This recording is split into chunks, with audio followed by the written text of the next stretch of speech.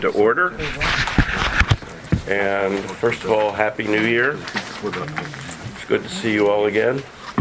And I'd also like to say welcome to our new member, Kara Hahn.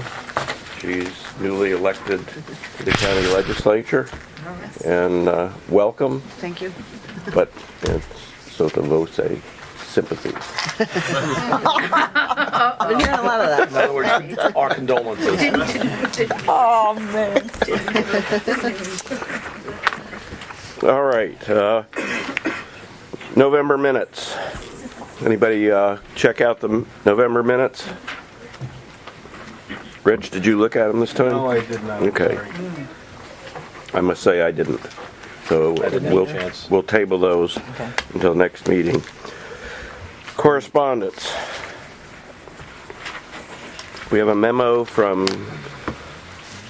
to Gil Anderson concerning the sewer district information, and it was included in your packet that was sent. So, are there any comments, issues? And Mike, do you want to say anything in particular about it? Nothing really in particular. I tried to encompass all the discussion we had at the November meeting where this issue came up. And I did run into John Donovan at a meeting last month. He said they got it. Gil's compiling the information. It's just going to take a little time to put everything together before they could formulate a response. Okay. Does it look like they have all that information that we requested on it? That, I don't know. John? Hi, I'm John Donovan, Chief Engineer Sanitation. Gil was going to be here, he's running late, so I'll answer any questions. Does it look like you have most of the information that was listed on the letter? Yes, we can get almost everything there. A couple of them, kind of like number 11, we don't have any studies on growth, so I mean, I don't know if that's literature in academia or whatever, but we don't have any of our own studies. Some of our sewer studies may incorporate or reference some studies when they do their sewer study evaluation and feasibility report, some of our consultants. So we have those reports, and you ask for them, and we can get you those. Okay, do you have a time frame of when you might be able to have all this information available to us? I would say we could probably get it to you by the end of February. So we'll have it for the March meeting then. Okay. Okay, thank That you. should be good. Is that okay? Yeah. Mike? Far away with yours. No, first. mine probably is. Okay. Just on number 11, I know the latest EIS that we're working on, there was brought up at the EIS, and I think it was incorporated in the scope. We're starting to look at the growth-inducing aspects of sewering, those 7 areas. I believe it was Ronkonkoma Hub on down. So some of that, while it may not exist now, it may start existing in the future, and we're going to need to start looking at that. In a lot of ways, I see this letter as a defensive measure, in that we've got a lot of plants out there. I don't even know how many sewer districts we have, 20 or 30, something like that. 23. 23. Okay, well, I was close then. And we really have to start looking at this stuff, in terms of cumulative impact and in terms of the overall county policy. Just so, if nothing else, when we make a decision and make a recommendation, there's, if nothing else, mitigation going on. So in that sense, we're providing, if you will, a proper seeker analysis for everyone. And again, we're not rising to an EIS for the entire county at this point in time or anything like that. I'm not suggesting that. But I think it is important that we have it, so again, we can look at, if there's a problem coming up, we've got enough information to judge it. Because there's just so much out there nowadays. I mean, we're a large county geographically, but we're starting to sort of infill in a lot of ways. So that's why I think the information is important. Yes, Eva. I just wanted to understand, when you talk about studies, are those based on census reports? What are those, who prepares the studies? What are the studies based on? We hire consultant engineering firms to just look at certain areas to do a study. It's a feasibility report and study to see if sewers are feasible for that area. Will it provide economic growth? Will it provide environmental protection? And at what cost? that all those three factors have to be evaluated to see, yeah, it'd be good to put sewers here, it'll protect the environment, but, you know, the cost is astronomical. But that's, you know, that's their report. They'll come down and they'll write a report telling us what the recommendations are and give us the cost, and then it's up to us whether we want to enact it or we find the money to do it, things like that. So we have a lot of these studies going on. We completed a few of them already. Smithtown Kings Park, we did a study. Rocky Point, we did a study. And we're doing more throughout the county, as you know, and other small areas like Santa Mauritius and Flanders, Riverside. So they work cooperatively with the local governing agencies That's- and with census reports and other various... Yes, they look at all kinds of data, zoning from the town or village, wherever they are. We meet with people in the area, stakeholders, and see what their, you know, concerns are, what they would like, what they don't want. That's all factored in, and yeah, they do reference any kind of like water use records and stuff just to get a grip on what the area is doing and what it would be to sewer that area. Okay. I have a number 12 to add to the list that's come up since the letter was written. The Southwest Sewer District is identified in the DGIS for hydraulic fracturing as being a potential recipient of fracking wastewater. And I want to know how you're going to react to that. I haven't heard that. It's in, I think, Appendix 22 of the supplemental draft environmental impact statement. Came out in September Is this of DEC? of DEC. Wow. And that's the only one that's identified in Suffolk County, but essentially all New York City plants and all the plants in Nassau discharging to marine waters are listed as well. They have to apply to you, but I want to know how the county is going to react, since we're dealing with capacity issues, quality of wastewater. Essentially what they're proposing to do is use our wastewater to dilute a hazardous material. That would have to come before the legislature and this before us, correct? I don't know. The plant is identified because it has existing pretreatment capabilities and capacity. So I don't know what the process is. There's two ways it might come before us and before the county. One would be a formal proposal by the fracking agencies to enter into a contract with the county to dispose of the waste at Bergen Point. And then the procedure most likely would be come to us and then go to the ledge with whatever recommendation we come up with. There could be a bypass on that one in that if the plant is capable of handling the chemicals that are coming from fracking as it exists right now, that would be just a straight contract in an executive sense, and I'm just sort of groping at it a little bit. And I don't know that it would come to us for that for direct review. It would come probably to the ledge in that situation. Yeah. So again, it can go two different ways. Contracts generally, for example, if the county DPW contracts with MacTay Waste, okay, and it's picking up waste in Huntington, that's just a normal contract. We normally wouldn't see something like that. So that's the way I think it bypasses us, depending upon how it happens. So Gil has just arrived. I don't know if you want to say anything about, we're discussing the memo that we sent to you. Right. And, as I said, essentially we will work at getting you the information you requested. Just give us a little time. It's going to take us actually probably a few months to put it all together. What I might suggest is an offline discussion on some of the items, just out of curiosity, you know, the reason you're asking for them, things like that. You know, I assume this is based on a bigger discussion of the old, you know, looking at a secret over county-wide rather than the way we're doing it, you know, individually. Right. And we'd be glad to sit with you, Okay. meet with you in a non-public forum. Okay. Good. Kara? The fracking issue. Can you just ask him the question that you posed to? Fracking. I, in the supplemental draft environmental impact statement of DECs for September on hydraulic fracturing upstate, they identify a whole bunch of sewage treatment plants on Long Island as being potential recipients of the wastewater.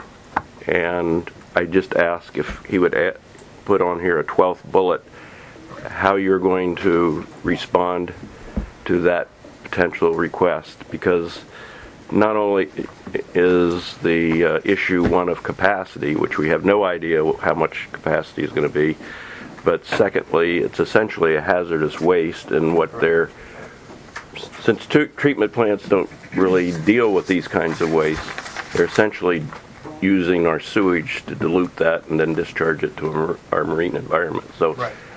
I was curious as to how you're going to react if you get a request. Kara? But it could also harm the effectiveness of the plant itself if it Could. interferes with the bio, right, so. Nobody knows what the chemicals are. Let me just say something on this. Boris Rokovitz, DPW. I'm also a state co-chair of New York Water Environment Association of the hydrofracking task force. So the fact that the plants are listed on Appendix 22 by DEC at this point doesn't mean that the plants are going to be taken to waste, because the experience been so far, a lot of plants listed on that list didn't volunteer to take the waste.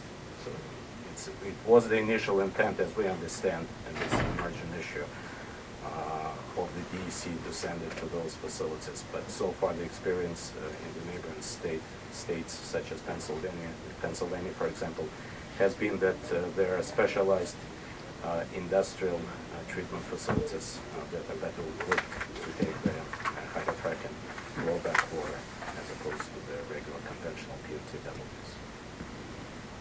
Thank you. Sure. Anything else? All right. Now I've lost my agenda.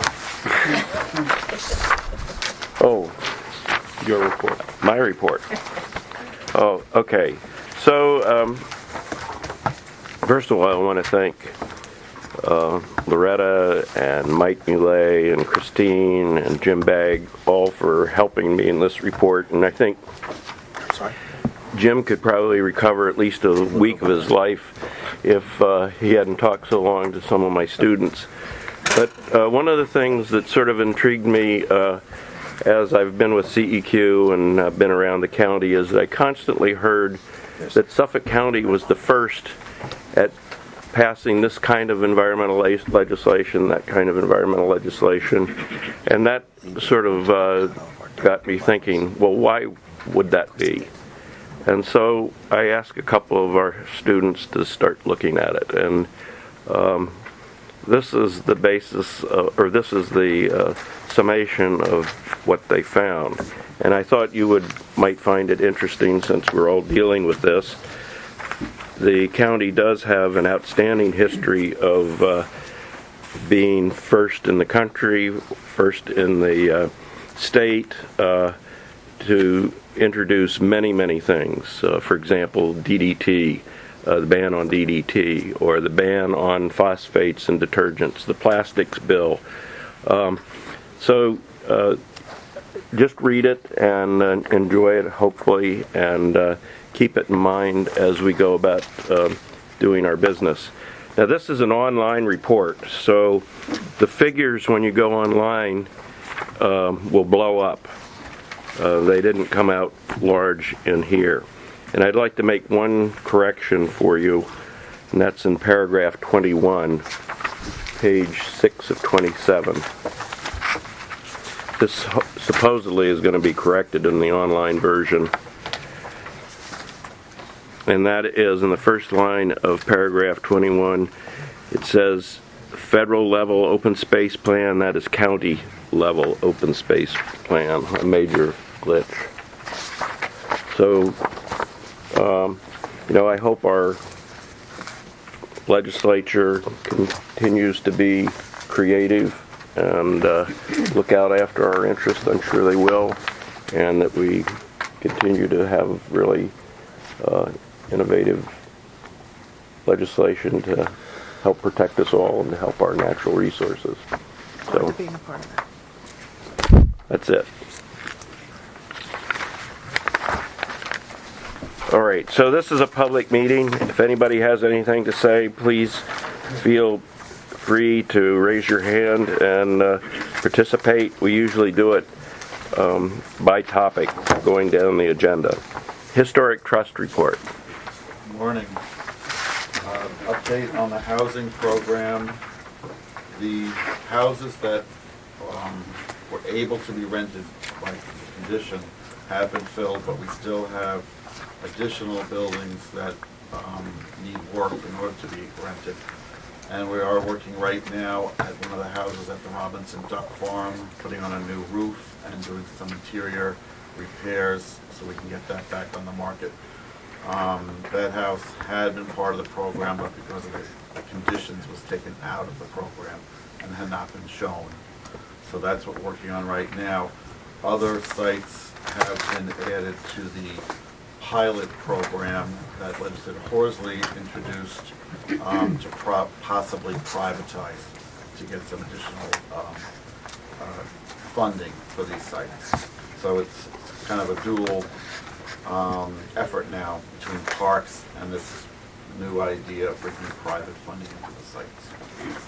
And that has been reintroduced in 2012. I guess I could go into that now. What's happened that you do have a copy in your folders is Legislator Gregory was made aware of a condition of a house in his district. This is called the Trihue House, I guess. And that's the name of the last owner before county purchase.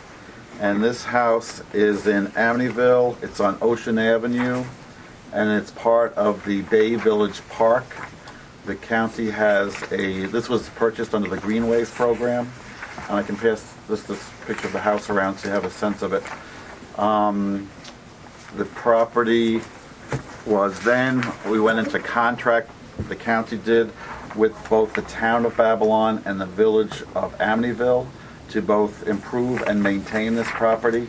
This house and the boathouse directly behind it that's on the Amityville Creek was included in that contract. So when I was made aware of the amendment, because Legislator Horsley worked on this on his own, I called his office and said, could we please table this for a while until we discuss this further with the village and see what ideas they might still have for the property. They did put a roof on the house, and basically, otherwise it's just remained vacant since 2000. There are 2 apartments in the main house on the first and second floor, and possibility of going into the housing program.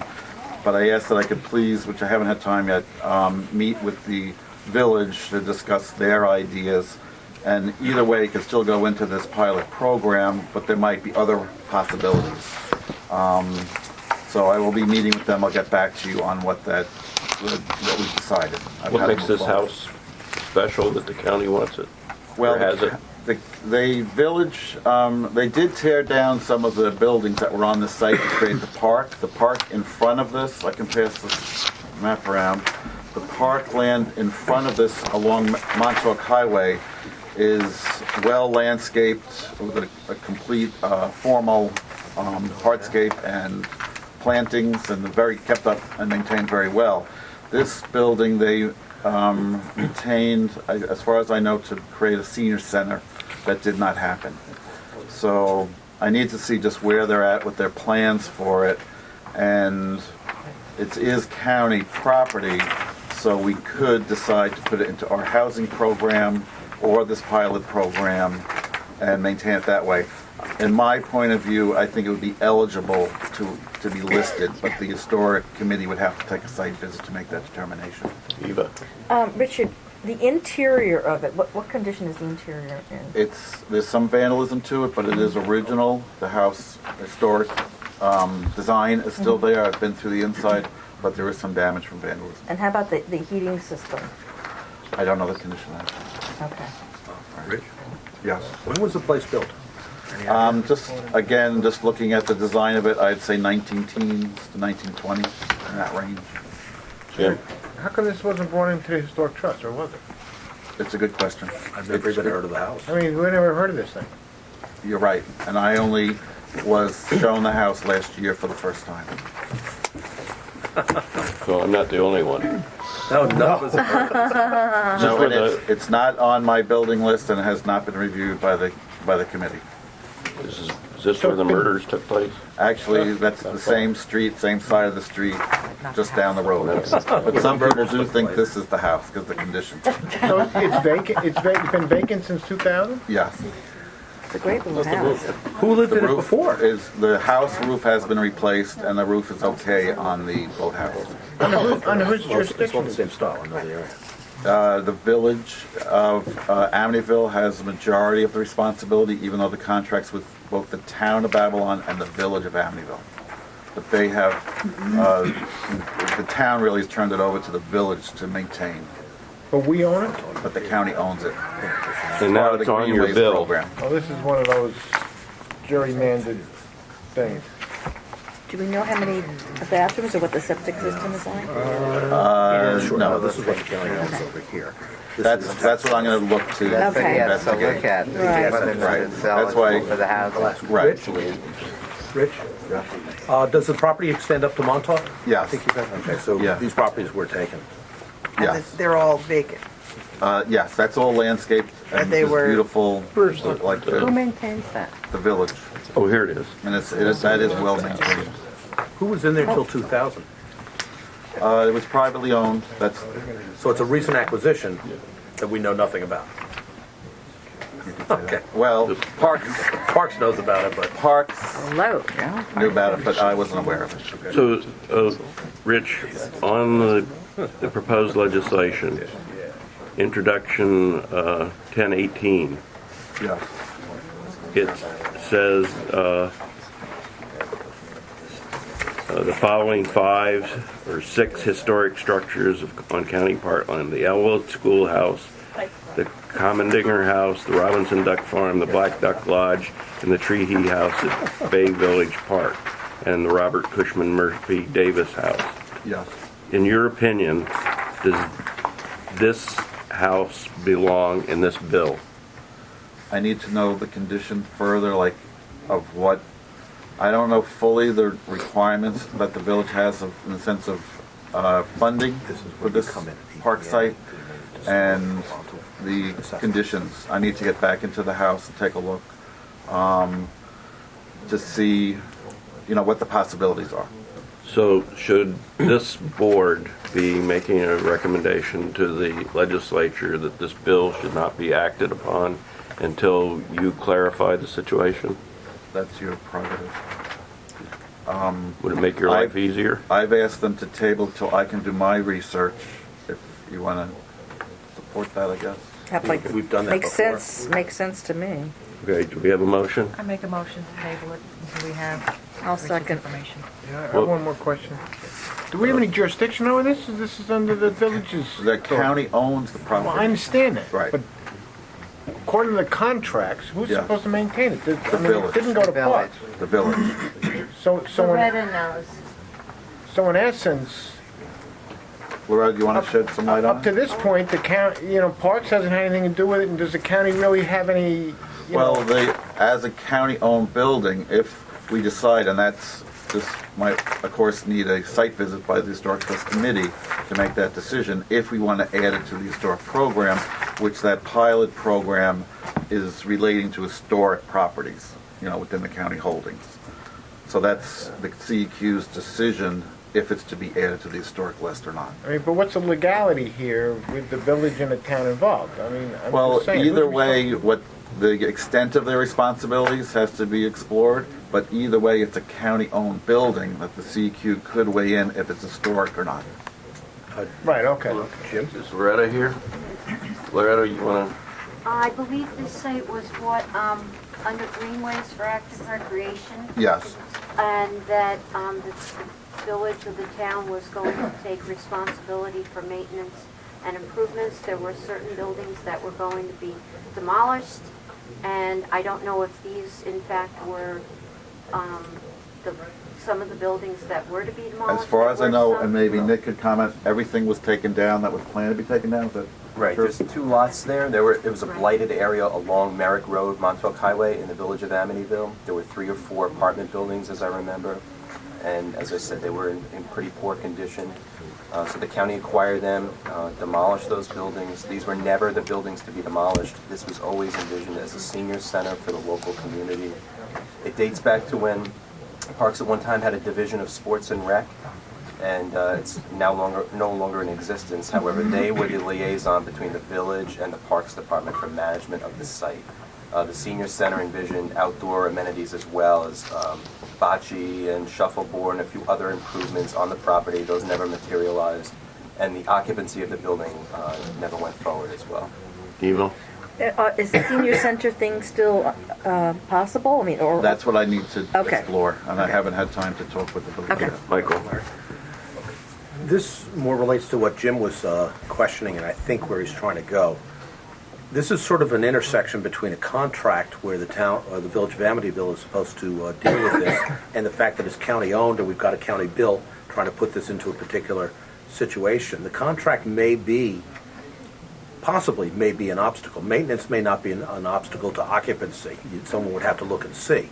In other words, if the village of Amityville is the one responsible for keeping the house up, okay, that's just a limited responsibility. The occupancy may be determined by the county. That really is subject to a legal opinion to see what the contract says. And I think for that reason alone, we have to basically look into it. I don't think we can make a recommendation at this point in time.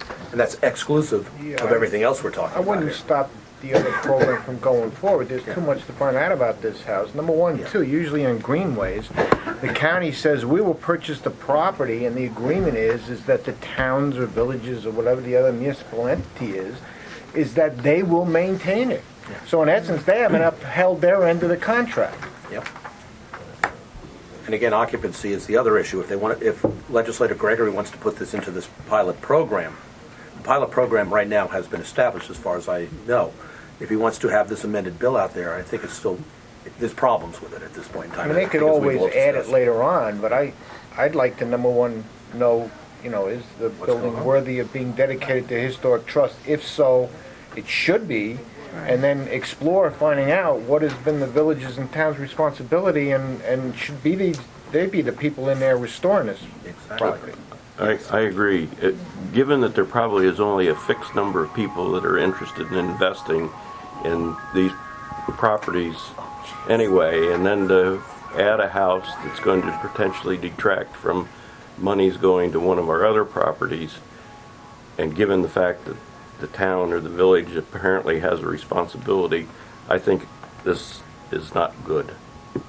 So we have you made the motion. No, I actually, made the motion. Okay, I you made the- second. Table The this second until table. we find out more information from But, Richard. but we can't table this. No, okay, This is so, so I say we need to recommend to the legislature that they table, okay. right? No, we've tabled our recommendations in the past. Yeah. Okay, we've done that a number of times through the years. I mean, I would allow that bill to go through. I mean, they can always add that structure later on, but I wouldn't want to hold the bill up that might, help restore some of our structures and wait for something to happen. No, the other, this is just an amendment. This is an amendment The other adding- bill has gone forward. Yeah, I understand that. This but is just these are adding the to the structures list. they're adding. No, this is just explaining all of them that are existing, but that other bill, as far as I know, went forward. Yeah, this is Right. just adding one house Yeah. to the There's list. already of the 5 legally in there. Yes, that we approved. Gregory wants to add number 6 Right. to it, and we're starting to have questions at the legal Right. front and the other front. We're not holding up the other part went forward. I would recommend that to the legislature that they not act on this bill until Richard has had time to look Well, into it I'm sorry. and make a recommendation to the CEQ, and then the CEQ can make a knowledgeable recommendation to the legislature on this property. Okay, so, but Gloria already has a motion and it's been seconded. Oh. So, What was your motion? I just want to make sure I have To it table clear. this for today's meeting, that we won't make a decision on whether or not we should recommend this to the legislature because we don't have enough information from Richard. And I think Well, it wasn't before us to recommend. It was more of an FYI. Yes. Okay. So that's why I suggest we write a letter to the legislature recommending that they not act What on we it. can do, it is on the late on table. We can, we could put that comment in our late on table recommendations when it comes Okay. for us to vote on that. How's that sound? that works because it informs the That- ledge what's going on. Yeah. Frequently, our resos, when they're read off at the ledge, they don't always read everything. Okay? Putting it in as a direct recommendation, showing that there's problems, I think highlights it a little bit. So we wouldn't need a vote on this right now, but when the late on table comes through, we can make a comment to include this recommendation on the late on table recommendations and vote as one. I think we late on go to table. parks. Okay. Okay. So can you, Parks or planning? will you withdraw your I motion? withdraw my motion. Okay. I think it was going to Parks. Legislator Horsley, Legislator Gregory had approached Legislator Horsley to do this amendment and to move it forward. So So they Parks were is- essentially working together. And so Parks probably is prime on this. Yes. Okay. Anything else, Richard? That meets Yeah. in January. Just quick update on contracts. We're still working on the contract for the Maritime Museum and Oldfield Farm. The dedication. In the Parks Department. And then I just wanted to bring to your attention, and I'm not sure, did everybody get a copy of the SLEA report? Yes. Okay. So I just wanted to briefly explain what this is about and how it came about. Society of Preservation of Long Island Antiquities has over the years done surveys of different programs on Long Island, historic preservation programs. They have already done a survey of Nassau County that was done a number of years ago, and this in a sense was an extension to come into Suffolk County and take a serious look at our program. And overall, I think and we worked with them to show them the sites, open the doors, allow them into the buildings so they could really, and our files, to get all the information they needed. And overall, I think the structure of the program and how it's set up is good, and how we work with the local community groups is also good.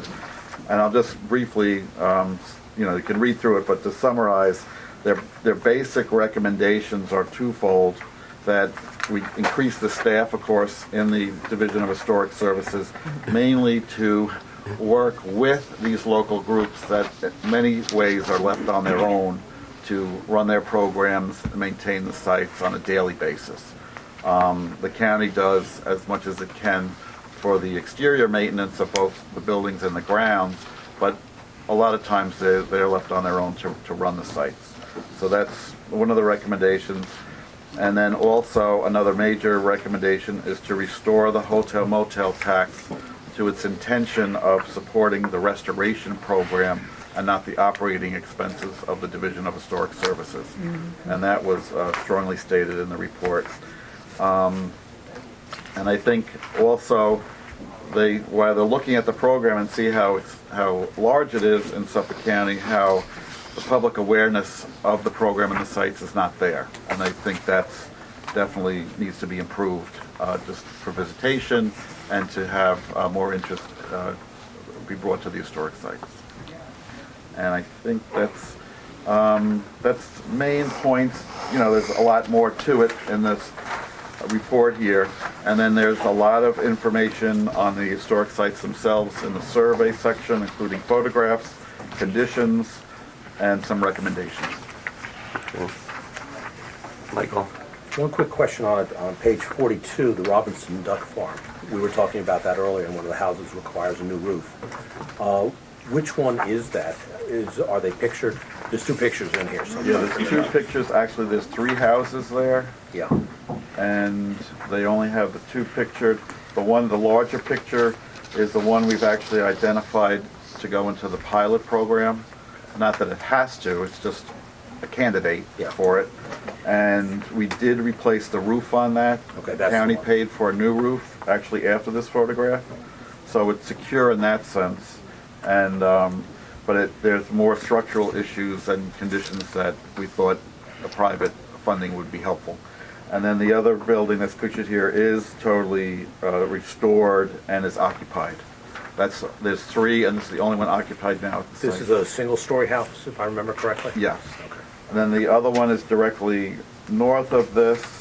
That's the one we're replacing the roof right now. Okay, that's the one not pictured. Right.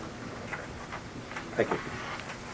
I had a couple of questions. One, maybe Nick knows more than you. We had a rather large storm surge about a week ago. Do you have any idea how the drainage system over at Oldfield Farm worked? Get any reports? I did. I have some. Not well, right? Right. Yeah. Richard knows actually more than I do. The apartment, or in the house or cottage, whatever you want to call it, did get flooded again.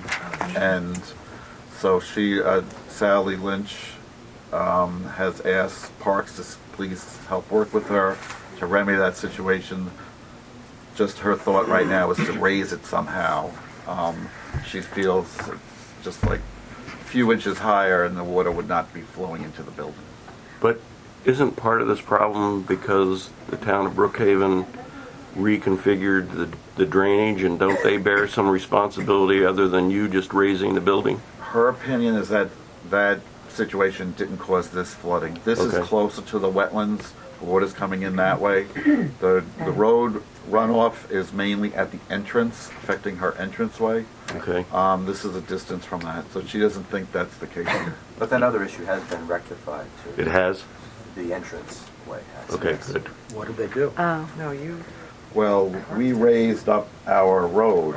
In response to, right. but We it's- talked about that here previously. So it's passable, but it's, the water is still accumulating there. But we raised the road so she can get in. Eva? I thought, I didn't realize it was having to do with the wetlands, because I was going to say, is there some sort of barrier, or, that could be made to, This but is an obviously not. this is close an to the ongoing wetlands. situation. Yeah. Since the county's owned it, and we were told before it happened also. So that's you either, move the apartment to another location on site, or abandon that concept, or maybe raise it. Okay, so this storm surge, I would guess, was probably a foot or two lower than, say, the 1992 storm that we had in December. So,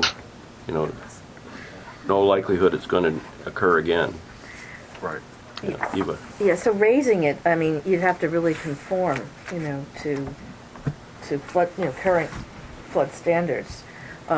Is there a spot that could actually move to rather than, that might be easier? It's possible, but the whole site, I think, is the problem with flooding, so. Isn't it a historic, on the historic inventory? No, it'll be coming before you shortly. The committee has met on site. As part of her contract, she's required to restore the buildings there, and that's been the case from the beginning. But we haven't formally added to our historic list. Well, the question then becomes, if raising the building, and I'm just positing this, if raising the building becomes a viable option, would that destroy any historic integrity? And that would be, directed towards you and Mary Ann.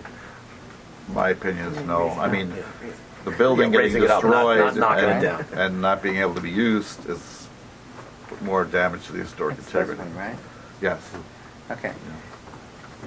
I have a question for you and Nick. So the important, what do we call that? The main barn, a U-shaped The main barn. barn.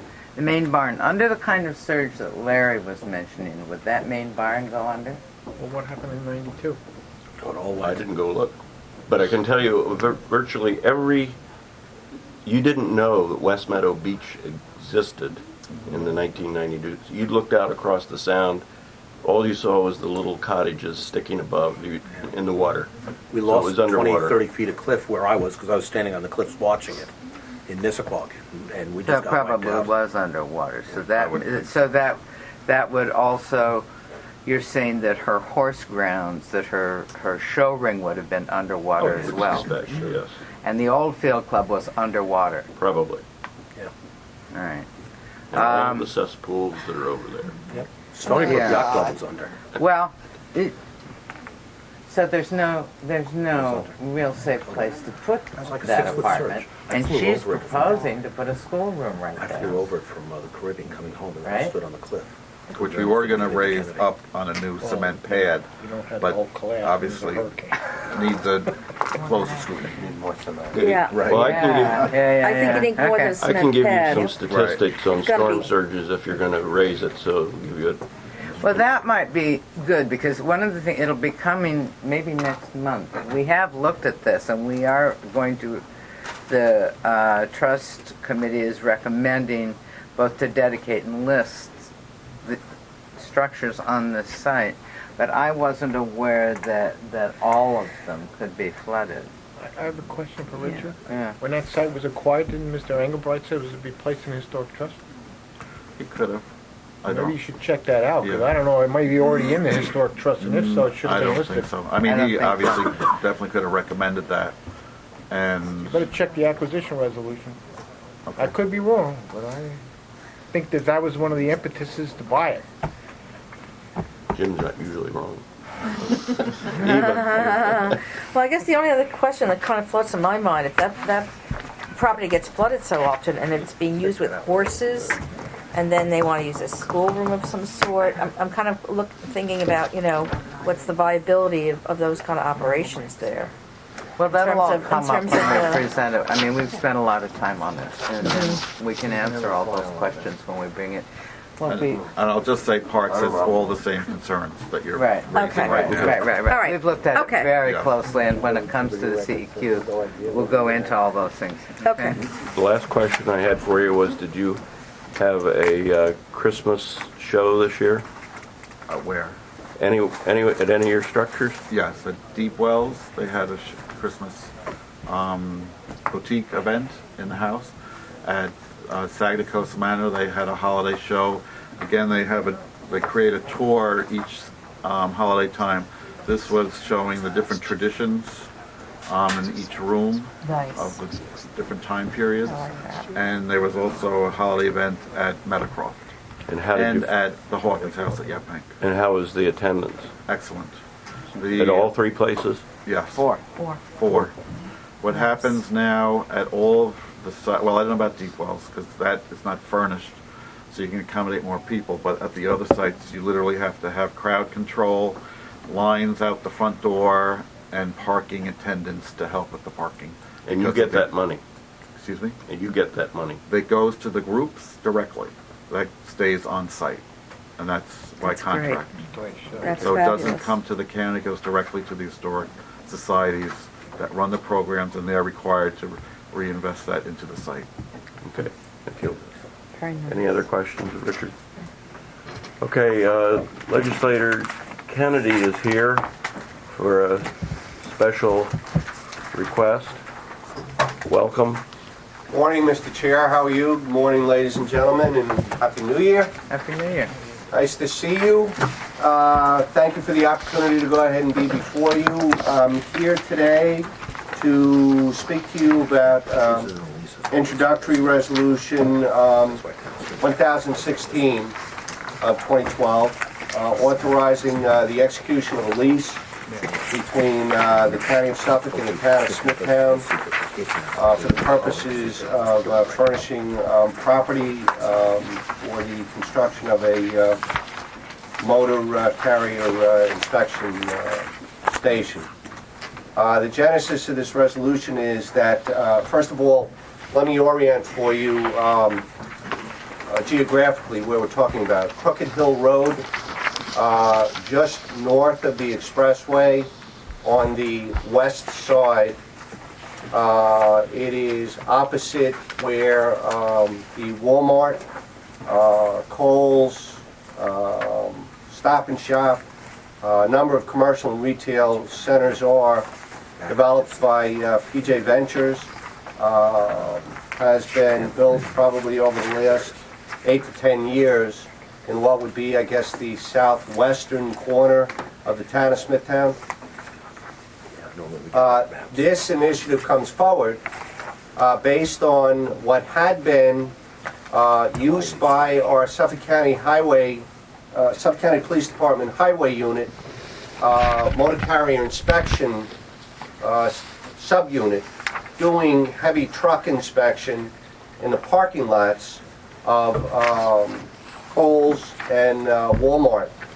And a ensuing discussion between the owners and representatives from the Suffolk County Police Department about the interference with patrons who would be coming and going with the stores, but nevertheless a realization on a principle of PJ Ventures' part that this is an important function, something that's needed to be done.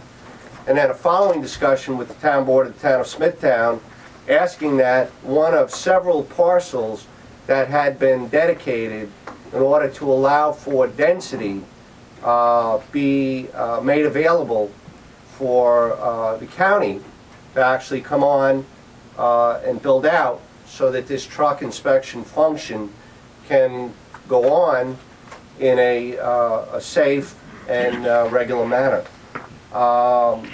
As this board may know, that intersection along the Long Island Expressway at exit 52 has one of the highest volumes of traffic of any section of the Long Island Expressway, and in particular, commercial traffic. The Motor Carrier Safety Unit, which is a 16-member unit of the Suffolk County Police Department, routinely conducts heavy truck inspection and must do so in order for us to go ahead and maintain some of the federal grants that we have.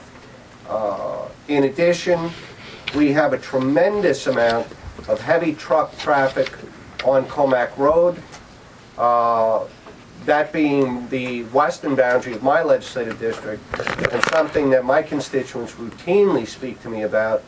As you know, we have the incinerator that Smithtown and Huntington share up at the end of Town Line Road, and we have a number of heavy industrial uses up there with stone yards, sand and gravel haulers, landscapers, and a variety of areas or entities that routinely have tractor trailers that are coming up and down Town Line Road.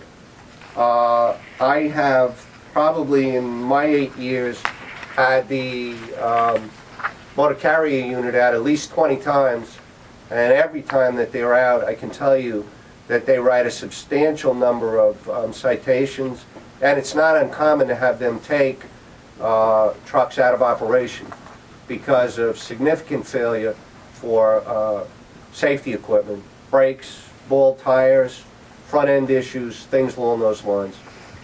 It presents a real concern, quite frankly, for everybody. This is not an initiative that's limited to benefit solely for the residents of the 12th Legislative District.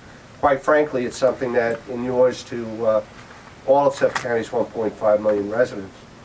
But today, the resolution before you is merely authorization of the lease. And in the spirit of cooperation, the town of Smithtown is agreeing to make the property available for a 10-year time period for the county of Suffolk, in essence, for zero consideration. I believe there's a $10 fee that's associated with it, and it's been waived. So, Our taxes won't go up. What's that? I'm sorry? Our taxes won't go up. No, your taxes won't. Well, yours will.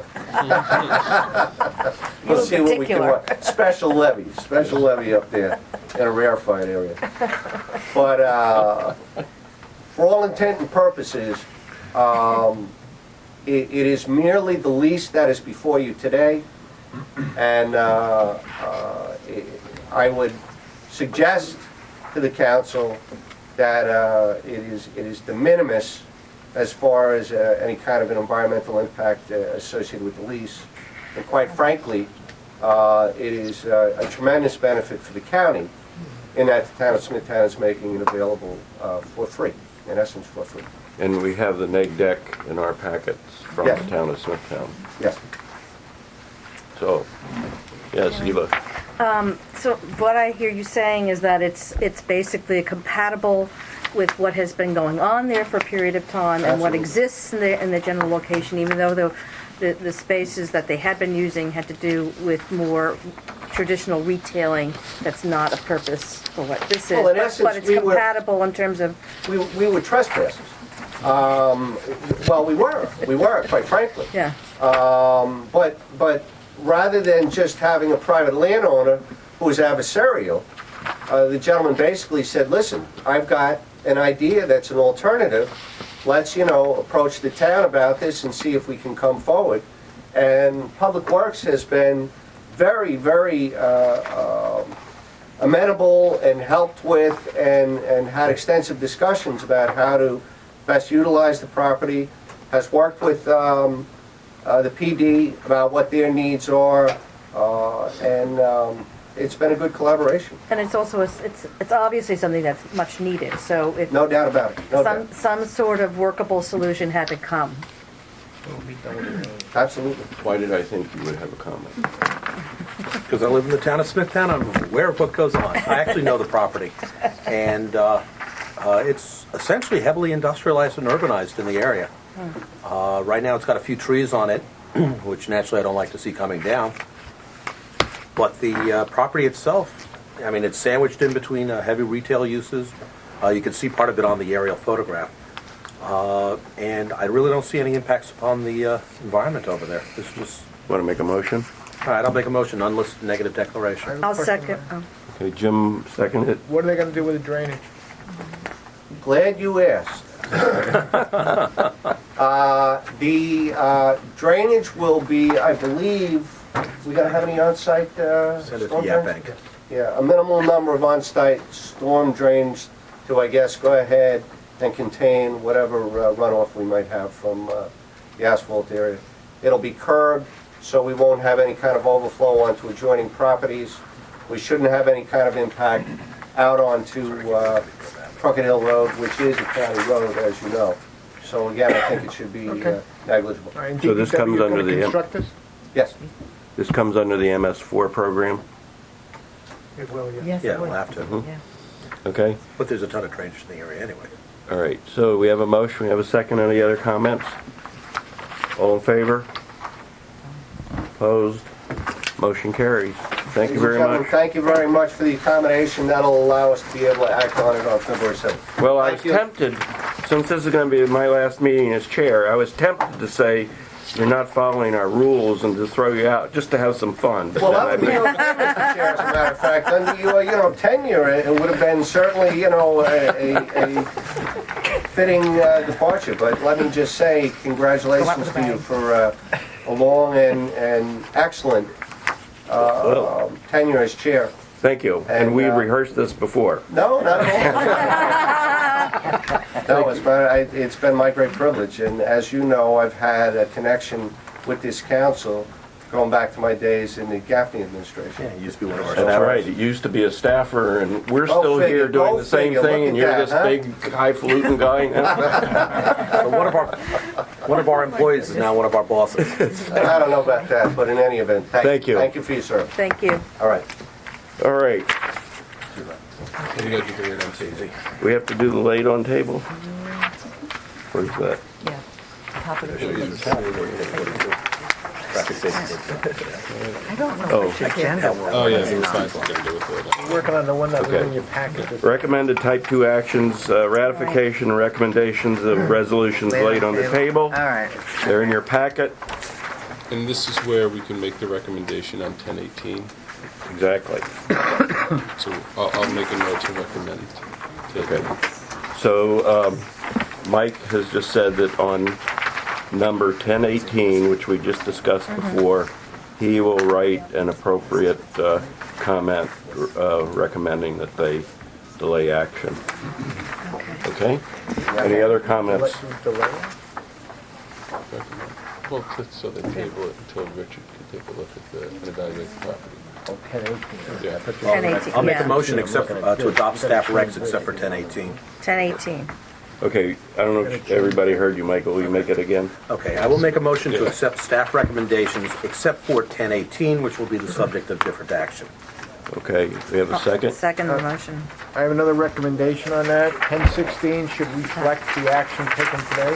Okay. Yeah, neg deck on that one, as amended by Jim. Second. Okay.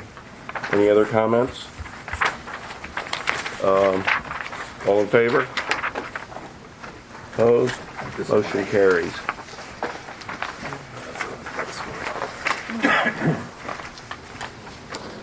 But we don't make it. Recommended unlisted actions. IRI 1016. That's the one we just did. Okay. Proposed Suffolk County Sewer District Number 3, Southwest Truck Scale at Bergen Point. So it's important that we have an accurate scale for bringing in all that fracking water. And get paid by the pound. And Ben Wright falls apart on it. Good morning, Ben Wright with Public Works. We're proposing to construct a truck scale at Bergen Point treatment plant. It's for efficiency as with our staffing as well as tracking the various materials that come in and go out of the site. And we've looked at the site, and the most appropriate place in order to keep vendors out of our internal mechanisms and plant site is along the Scavenger Road that was constructed in the late 1970s. That road is along the east side of the site going to the Scavenger Building. It's also important for us to keep it close to the administration building, which is located here, for construction purposes where the electrical connections and telemetry have to be connected. In the package that we sent you 4 drawings. This was one of them. The second one indicates the existing roadway, which is in this dashed line here. And we're going to the west side with additional pavement and also having it belly out basically in this particular area. What's important on this particular drawing, and it may be difficult to see on this as well as what I handed out, but there's a 75-foot setback, which is what our consultant is working on right now with an application on tidal wetlands. It does cross the pavement here. That pavement is the same as it was back in, say, 1979, 1980. We're not going any closer to that, except in this particular area, it goes a little bit to the northeast, but the 75-foot line is going away from this particular area. So you're not violating the 75 No. foot? On this particular drawing, I wanted to show, and again, you have this in your package. The two things that are shown on here are the limits of land disturbance and clearing, and also the topsoil and seeding, which is really an overlay of that particular area. So even though we're expanding it, we've got 10 foot on both sides that we're going to be clearing away from the pavement. We'll also be topsoiling seeding. We do have a small wall here that's going to be taken down and replaced. There are some shrubs there, but they'll be replaced with upland shrubs. And the last drawing that we had indicates a swale in this particular area, a vegetated swale. There is additional pavement. They've gone through the calculations on runoff. They've added additional dry wells, and more of a factor of safety, they've added a swale in this particular area with some upland shrubs. As indicated in the package also, during construction we may have to stockpile some soil. Any stockpiling is specified as being surrounded by a silt fence or hay bales, and there's also a silt fence along the whole boundary here between construction work and the wetlands in Great South Bay. We anticipate we probably could start construction the end of this year. It would take 6 to 12 months to go through that, depending on the scale, delivery, etc. We've got estimates in the EAF as far as pavement removal, soil removal, and then what other materials have to be brought in. It's basically 530 feet of new roadway that's going in this particular area. So we'll look for your concurrence on the project. You have a question, Ben? Is it 530 feet of new roadway or 530 feet of widening? It's really widening. I mean, this is the existing roadway at this point, and at this point, and we're just doubling really the width. Right. So in other words, you're widening an existing. Yeah. but it is 530 feet It's long. not new. No. Yes, Gloria. Ben, what did you use before you had, without a scale? How have you been measuring everybody's? There was like a temporary scale that, we use this for sludge leaving the site, and there's only 5 to 8 trucks a day that utilize that, and the vendor has a scale on the site that we use. But we also have 100 scavenger trucks, septic waste that comes in. And what we're working on is trying to, instead of gallons, we would use it a weight basis. But we have to go through registering those 100 vehicles and developing the plan for that. So there's an unmanned terminal for incoming and outgoing trucks, and that information will be relayed back to the administrative building. But that's probably one of our main things, is not just to have accuracy on the sludge that's being removed, but making it easier for us with the 100 trucks a day that come in with septic waste. That's based on gallons at this time. The sludge is based on a temporary scale. Yes, Rich? Do you need a tidal wetland permit to do this from the Yeah. state? That's what our consultant has told us, and they're preparing it. They've talked to the state. They talk to the state. And what is the state waiting for? The county's neg deck?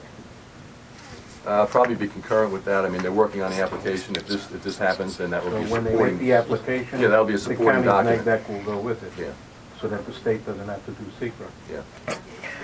Do they know what that is? I can't even spell it. Eva? Just because I'm not familiar with the area in person, but, so when the trucks are coming in, is it ever a case of there being a lineup of trucks happening?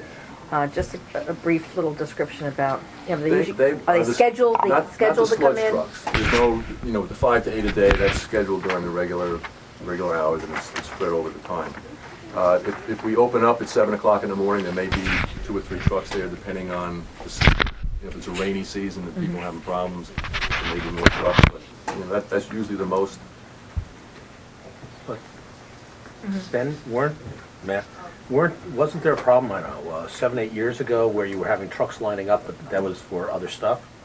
Yeah, we had some. I remember we have- backing up Yeah, we have almost to Montauk. basically 2 treatment drains and storage tanks, and we had some problems with cleaning at one time, and there was extra, for some reason, it might have been a coincidence with extra storm flow and extra, holiday season with people wanting their systems cleaned out so they can have company, et cetera, so. All right, so you've eliminated that problem. Yeah, I do actually the remember- flows have gone down over the years a little bit also. So the widening, aside from the scale, is basically just to accommodate the trucks in the area. Yeah. Right, Stacking. Yeah, there's no difference no increased traffic. okay. Do we have a motion? Motion, what is this? Unlisted. Unlisted neg deck. Neg deck. I'll Have a second. Second by Eva. Any other comments? All in favor? Opposed? Yes. I had one comment. Please add to the neg deck that all the necessary DEC permits will be obtained, that's all.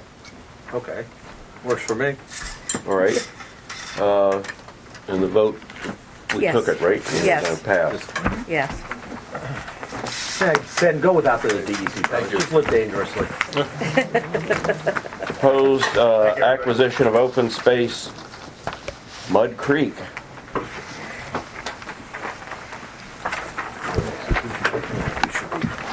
The county has programs where we're buying land in various areas around the creeks and things like that. Hi, Loretta. Happy New Year. And this is infilling.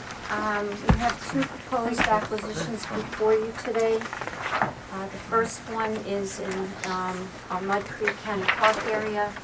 This is a small lot, .115 acres, or approximately 5,000 square feet. It's located right adjacent to Nickerson County Holdings. If you look at the map, you can see the stream bed diagonally crossing the aerial, and this is on the west side of Gazzola, near the headwaters. And another piece of the pie, the puzzle, to acquire the properties around this former duck farm site. Want to also indicate to you that and remind you that this area, the county planning department is in the process of doing a restoration plan for this site, and we are moving forward on that, on the RFPs for that project. And this will then be incorporated into our study area. Where exactly was the duck farm? The duck farm was mostly on the okay. west side of Gazzola. See those buildings? Yep. Those are remnants of the duck farm buildings that stored the ducks. And but there was also some construction and some use of the site on the east side of Gazzola as well. But lesser so than the main portion on the west side. Okay. So, what do you do with these old duck and turkey farm Well, buildings? that's part of what we're, going to be looking at. Mostly the restoration, but also future uses will be reviewed and considered. This will be going into passive recreational use, Okay. and restoration work will be the prime concern here. And once You can go to the turkey farm. I'll send the waste ahead of the harbor. once the contractor, once there's a contract in place, they're going to be coming in to give a presentation on the work and get the council's feedback on direction Okay. of the plan. So we kind of get going on the secret early in the process. Okay. So when it does come time to do whatever restoration they do propose, the council will have its input in early on. Good. Jim? I have a question, Loretta, on your aerial here. It says here on the master list, they got 4 houses that we're gonna be acquiring.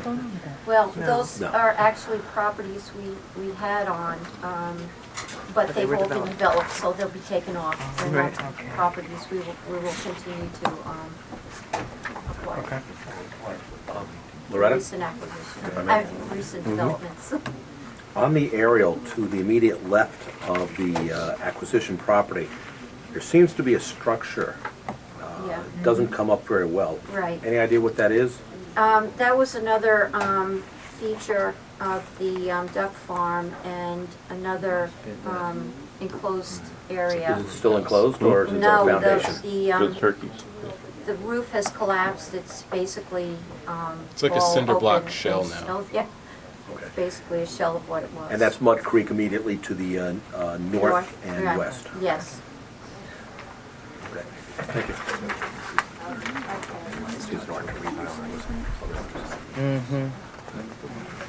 Okay.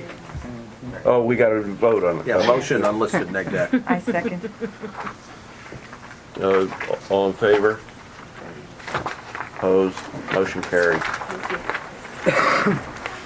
The next one before you is located within the Lake Montauk County Greenbelt area. This is actually to the west of Lake Montauk proper, and within significant holdings of the county. It's a very sensitive habitat area, maritime shrubland, undulating topography with numerous freshwater wetlands scattered throughout the entire property.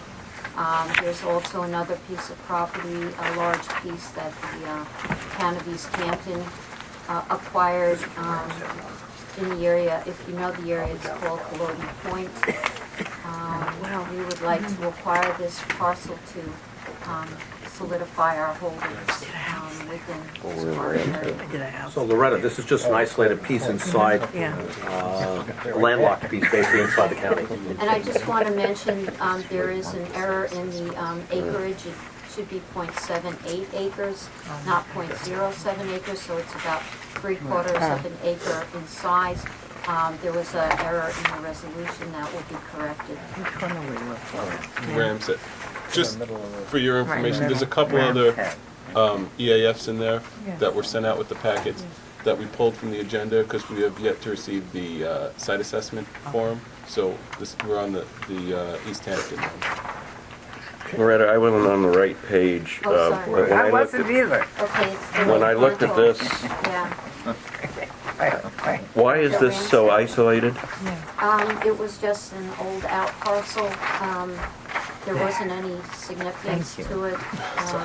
It just happened to be an existing out parcel when we bought the surrounding area. So the purpose of buying it is just to make sure that you have the whole thing? Correct. Yes. It's really not developable. That's the funny thing about this. I mean, you can get an easement by necessity, whoever owns this, but I don't even know why we're picking it up. I mean, just in terms We are of...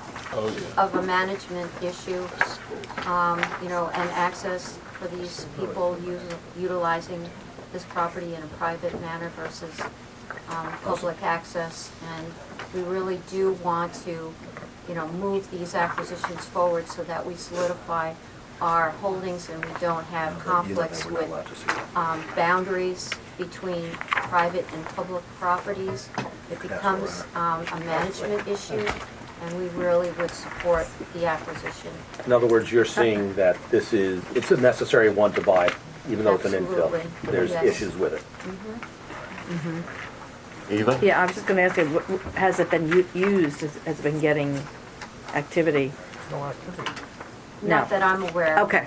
All Well, right. I'll just chime in on behalf of the Parks Well, they could Department walk, as a you know. from a management standpoint. It certainly makes sense to consolidate our holdings Probably didn't even know he owned and it. pick up remaining out parcels contained within existing parkland properties. Whether or not the public, private owner is actually accessing the property or not, our contacting department, but we do have those situations that they are. Yeah. This one in particular is not that case. However, we would support the county moving forward with the acquisitions. Okay. From a management standpoint, we have control over the entire parcel. Rich? I'm curious, it's privately owned, right? Yes, Is the owner paying taxes on it? I believe so, yes. They- So the owner is actually paying taxes on a parcel of land that he can't get to? Well, he may have access, you know, easements, obviously.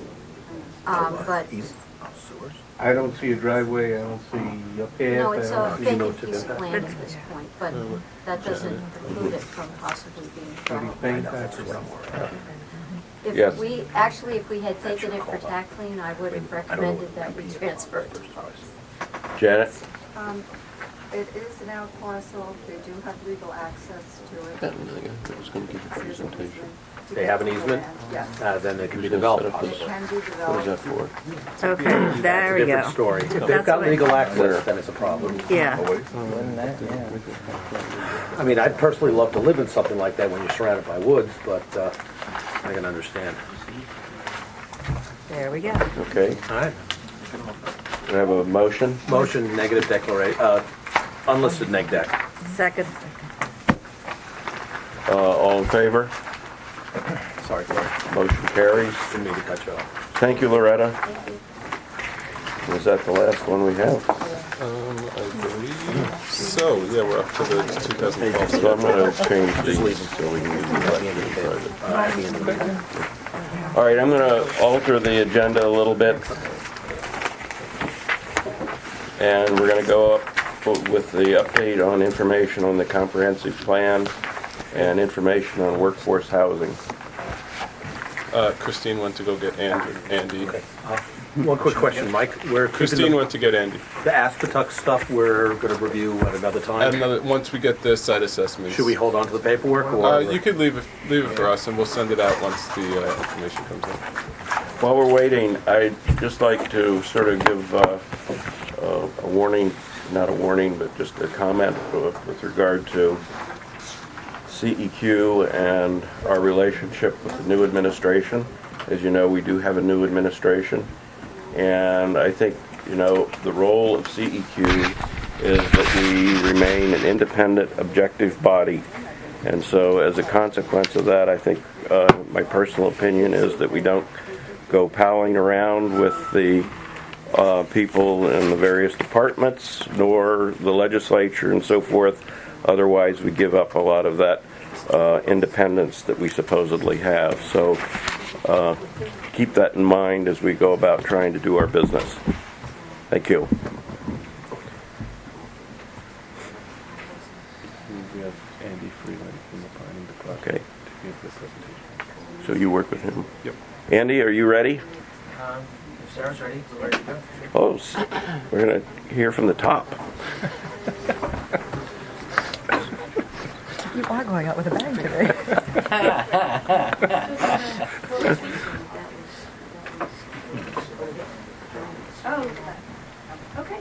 Well, I want to say thank you for this opportunity to present. A couple of things I wanted to say that welcome to the larger planning department.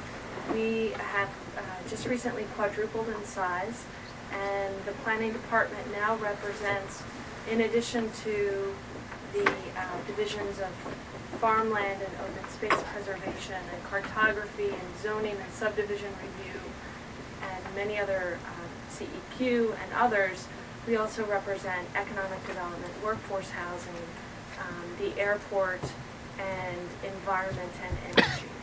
So with that, I think that the new and improved planning department, larger, I wanted to also invite and introduce Jill Rosen Nickloff Thompson, who is the county's director of affordable workforce housing. How do you do? Who will be answering questions later on in the presentation about with Andy Freeling on our workforce housing program and the credits associated. Sarah, before you go on, can I get a point of clarification for our own purposes? When you took over the responsibilities of energy and the environment, does that mean that your authority now goes beyond planning, that actually you have line authority over actions that might take place with the environment? Well, are you specifically, let me answer that in terms of the budget. The legislature, through the adoption of the 2012 budget, consolidated two departments under the Department of Planning. So I'm just, in the past 2 weeks, becoming familiar with all aspects of the Department of Planning. So could you just dive a little bit deeper into your question so I can see if I can answer it? Well, ordinarily I think we think of planning as, you know, this is what we're going to be doing in the future, this is what we need to be doing.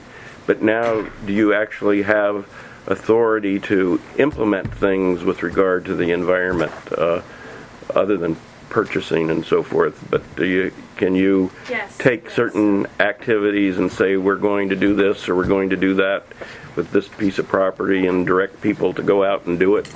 Yes, there are opportunities. We're just now coalescing as a bigger department, and that's one of the things, is how we can streamline processes and move forward. Obviously, whatever control the legislature had with environment and energy remains. You know, we're not removing any control that the legislature had in the past with that division. Okay, so that's quite a big change, where you're sort of wishing that something may happen as opposed to both wishing and being able to carry it out. Okay. It's an enormous opportunity to rethink this department and future possibilities for the county. Thank you. So, thinking about rethinking the future of Suffolk County, the planning department 2 years ago started thinking about updating its comprehensive plan. It's the first time this comprehensive plan has been updated in 30 years, so it's time for a look at the future of Suffolk County. It's, can you go to the next slide? This was, actually, can you go back for a second? This was released earlier this past year, and it contains, and it's available online. Due to budget cuts, we do not have, we have not budgeted releasing this in printed copies. We're all in the new digital age, and it's available online, if you'd like. It contains 3 sections. It contains a snapshot on the 2010 census information, our changing demographics. It also talks about quality of life indicators like crime, education, and other indicators. It also, the third aspect, talks about our economy. and how we're doing as a region. And that picture is constantly changing, and there's some important information about how we're doing as a region. This volume is volume 1A. There's going to be, and it's basically a baseline of what is. So we're not talking about the future yet. What is and what was. And then the next volume is going to be volume 1B. And we're going to be looking at energy, housing, land use, natural resources, and infrastructure, which includes wastewater and transportation. So that's the chapters that will be contained in volume 1B. After that, and that's still the baseline information, between volume 1B and volume 2, which are the goals, will be public engagement. And we're still determining how best to engage the county and residents within the county to help develop goals for the county. Based on the information on what is and then what could be. We're developing future scenarios of growth. Yes? Sarah, forgive me, when you're talking about that, will that be talking about specific industries that exist or could exist? Yes. It will be addressing them. Mm-hmm. Yes, economic development is at the heart of, as well as natural and open space preservation. And this is that also part balance. of, perhaps in some capacity, going to be collaborated with some of the projections that the state is Yes, yes, we're not looking to reinvent the wheel. This is about using existing information that's available, readily available, and working in partnership with our federal and state partners as well as our local partners. Okay, thanks, Sarah. Yep. So that's where we're at. Specifically, I know at the last CEQ meeting, you had asked about our plans on where we are with the comprehensive plan as it relates to wastewater infrastructure. And we did do a scan of what other places around the country, what other municipalities have done with regards to creating a wastewater management or a wastewater master plan as part of a comprehensive planning effort. And just, I want to commend CEQ and the members of CEQ for all of the information that you requested on December 13th of last year, because a lot of that information that you've requested of the planning department as well as DPW forms a basis for the information that's needed for that chapter for this wastewater master plan as part of the county's comprehensive plan.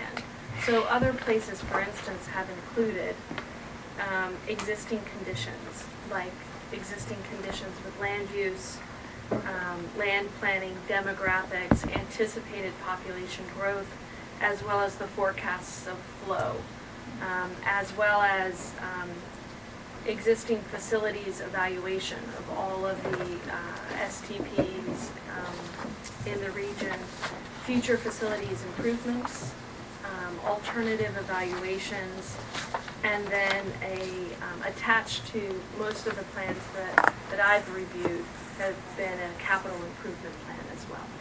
So those are just some, that's kind of a rough outline of what will be contained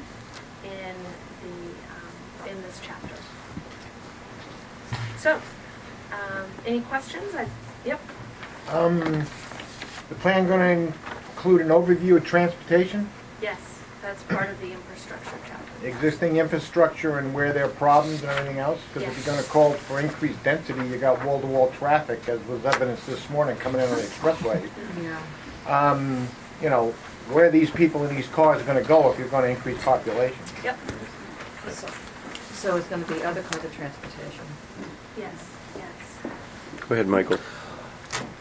Following up on Jim's question, are you only going to be looking at county roads, or is there going to be some sort of review with the state? The reason I bring that up was I was on the state task force, Long Island Transportation Plan 2000, which has a lot of the information that you're probably looking at, but it was trying to design what we might need for the next 50 years. Mm-hmm.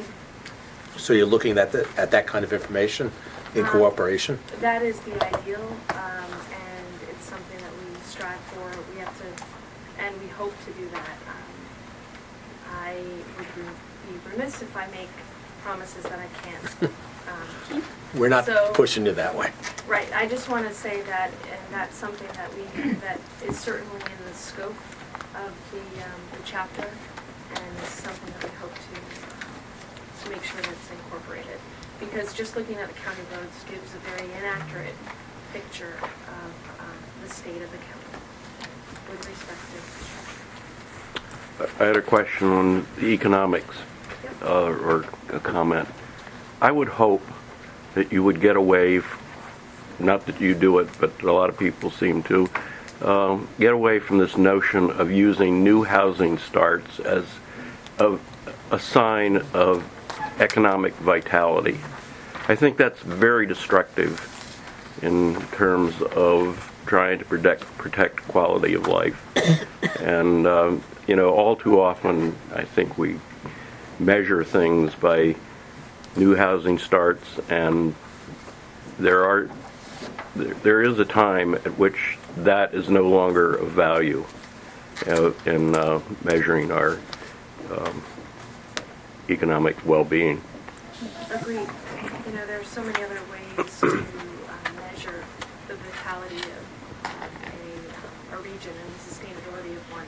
And we're looking at other places that have begun to measure the catchphrase or the buzz term of sustainability. And there's other places that have done it. Some have done it effectively, others haven't.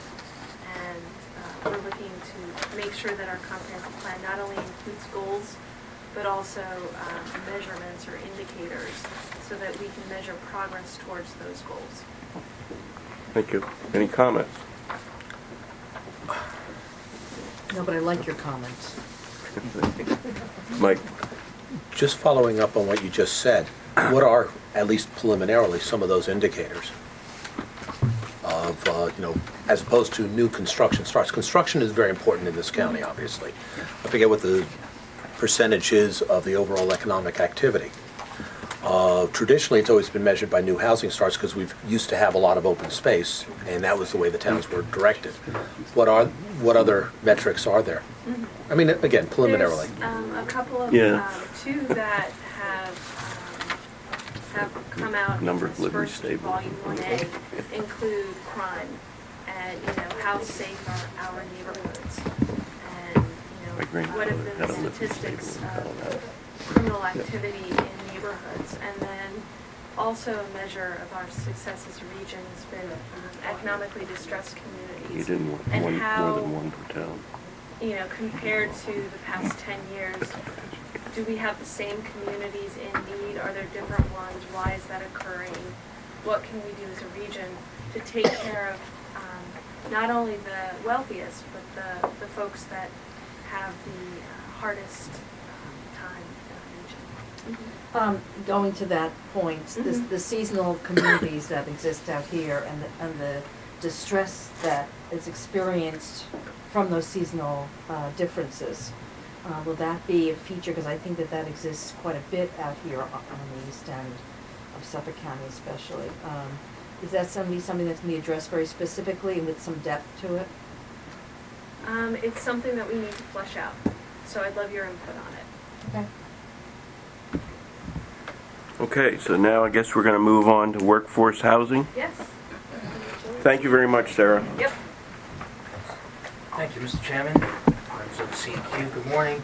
I'm Andy Freeling. I'm Chief Planner with Suffolk County Department of Planning. Mike Muley gave me a heads up and said that you guys would like to hear a little bit about the workforce housing program in Suffolk County. We had a whole bunch of questions related to the program, and so I'd like to present that to you today, and hopefully we can answer your questions.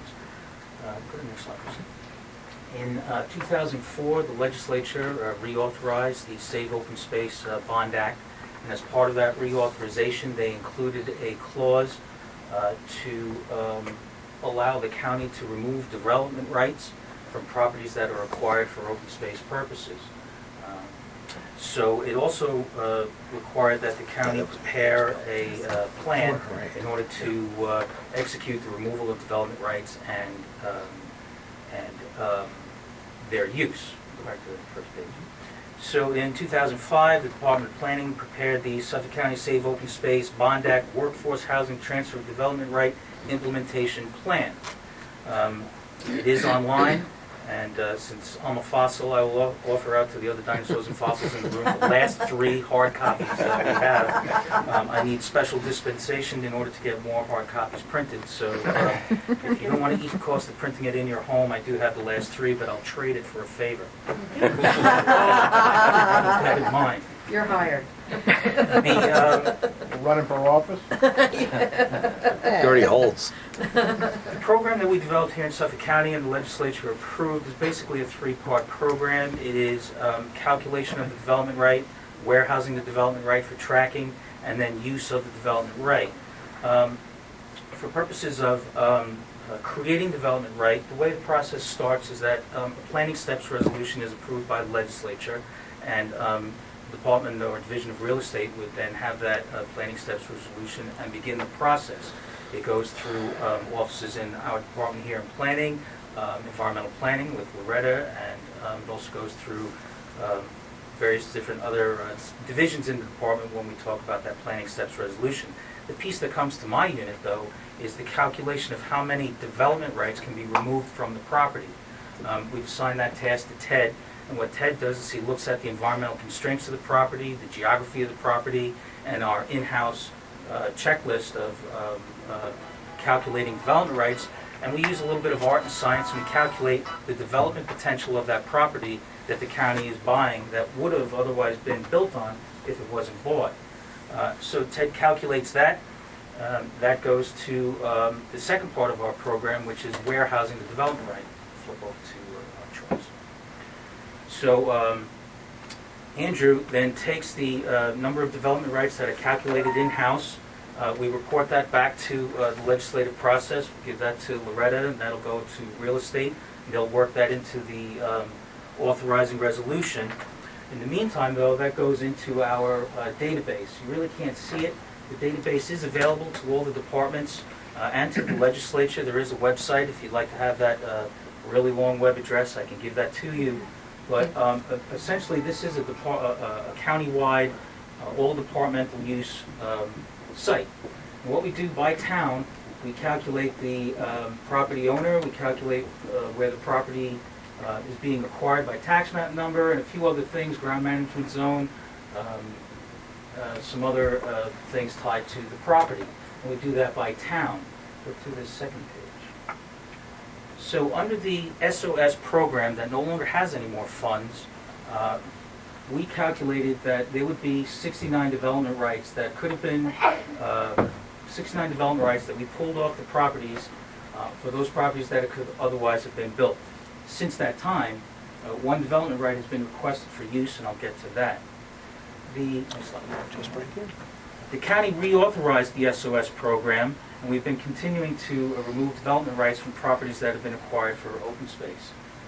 Next slide. Andy, can I interrupt you for a minute? Sure. You said you do it by town, Yes. right? You don't take into consideration school district, garbage district, sewer districts, or any other districts that might be involved? When the county acquires the property, we list in our table, and this table is expandable. We have other data, the hydrogeologic zone. I do believe we have the school district. I think that. So do you permit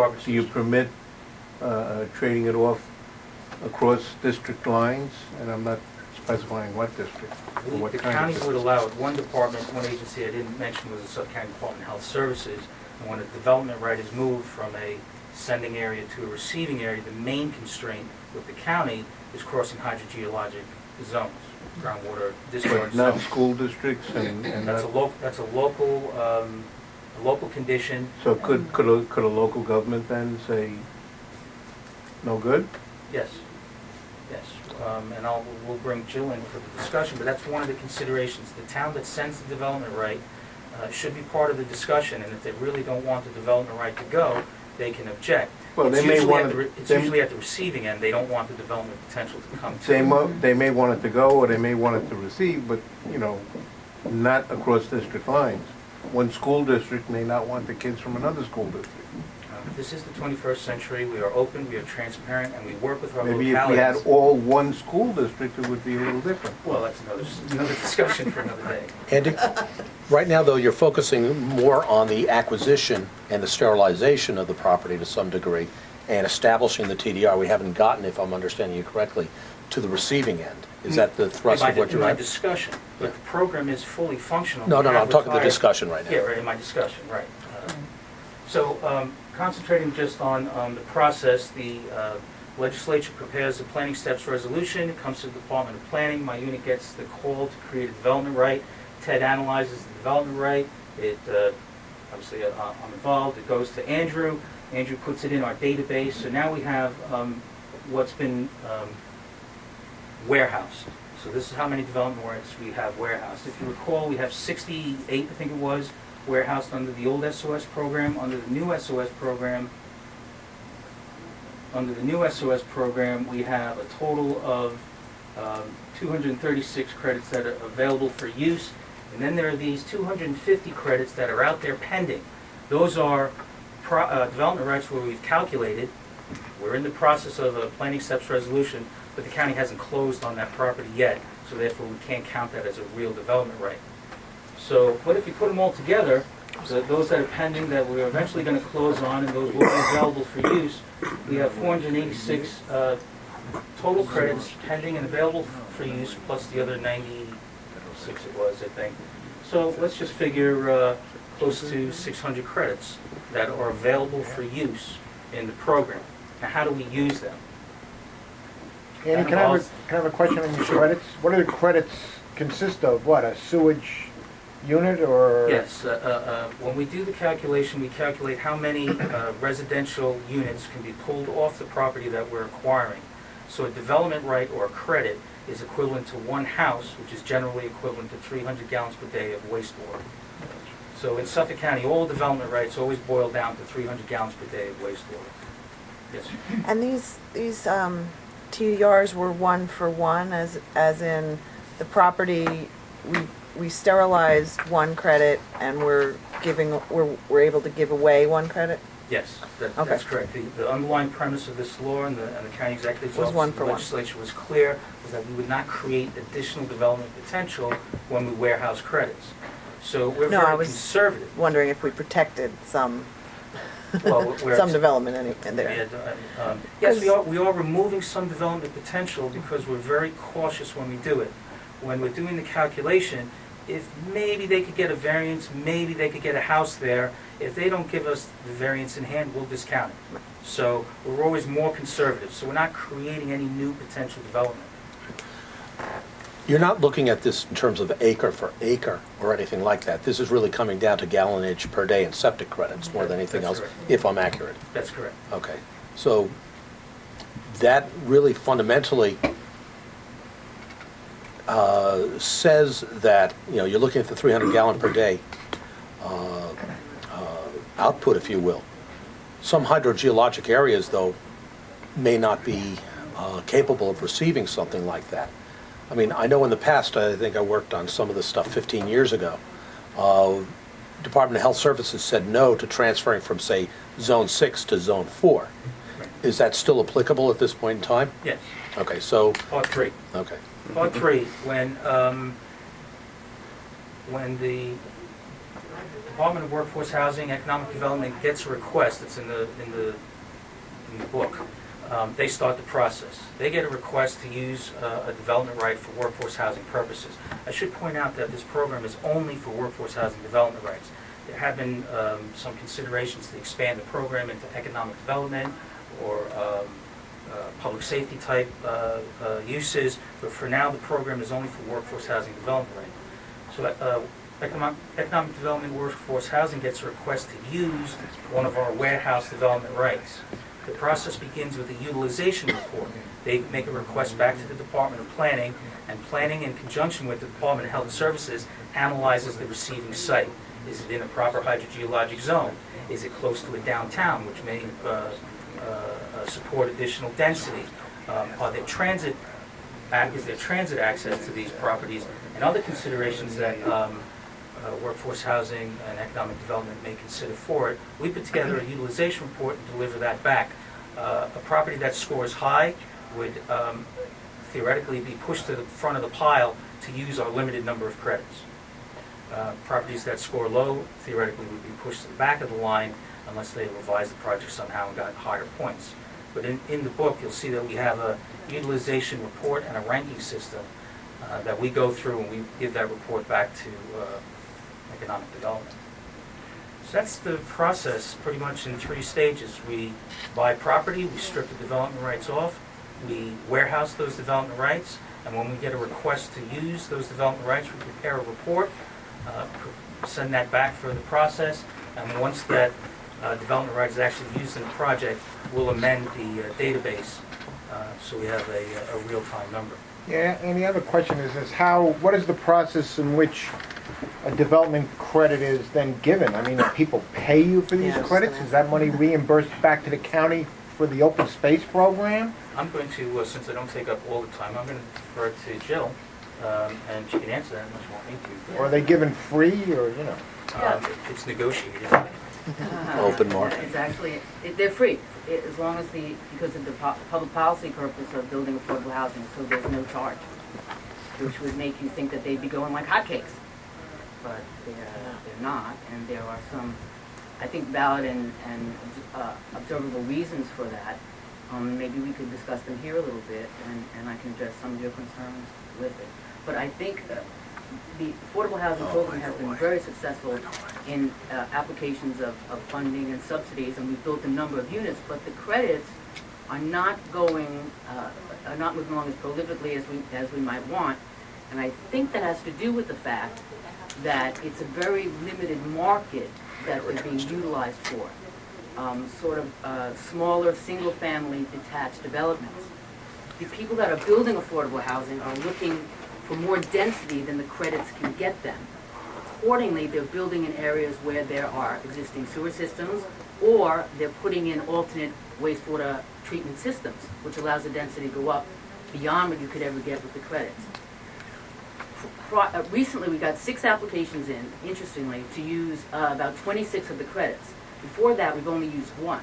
And while I don't know why that is, but it does kind of reveal a pattern, because almost every one of the applications shows single-family detached dwellings in a residential subdivision, as opposed to larger developments where there is a sewer or a chrome glass system or something like that. So it's probably worth kind of fleshing out why that might be and what other uses we might be able to make of the credits. And so I'd be happy to discuss that with you. Rich? Yeah, are there requirements or limits on the affordable housing program? And that is to say, if I want to build an affordable project, 3, 4, 5, 10 houses, whatever the case may be, are they affordable forever? Or do they lose their affordability after a certain period of time? And how do you determine affordability? Yeah, well, for purposes of the program, for purposes of utilization of these credits, it has to be affordable forever, in perpetuity. That's this program. And by affordable, we mean people have to be earning, under the county program, up to 120% of the HUD area median income. Half the units, however, have to be targeted to people making 80% of the HUD area median income or under. And just to give you an example, it's for certain not low income. At 120% for a family of 4, you're talking about $127,000. That's how much that family can make. That's not low income. And then at 80%, it's about $85,000 for a family of 4. So those are the parameters, essentially, to utilize these credits. And what happens to the taxes in these units? They're not abated. Are they so they're taxed as if they were new residents being built in that particular community? Through the normal tax process, and that's often factored in making a determination as to whether the homes are affordable. Put another way, if you look at the Pine Barrens credits, okay, which are somewhat similar, they have a certain value to them, and there is a small bank for them, and it does operate. I don't know what the present level is. I want to say 80,000, but I don't remember for sure.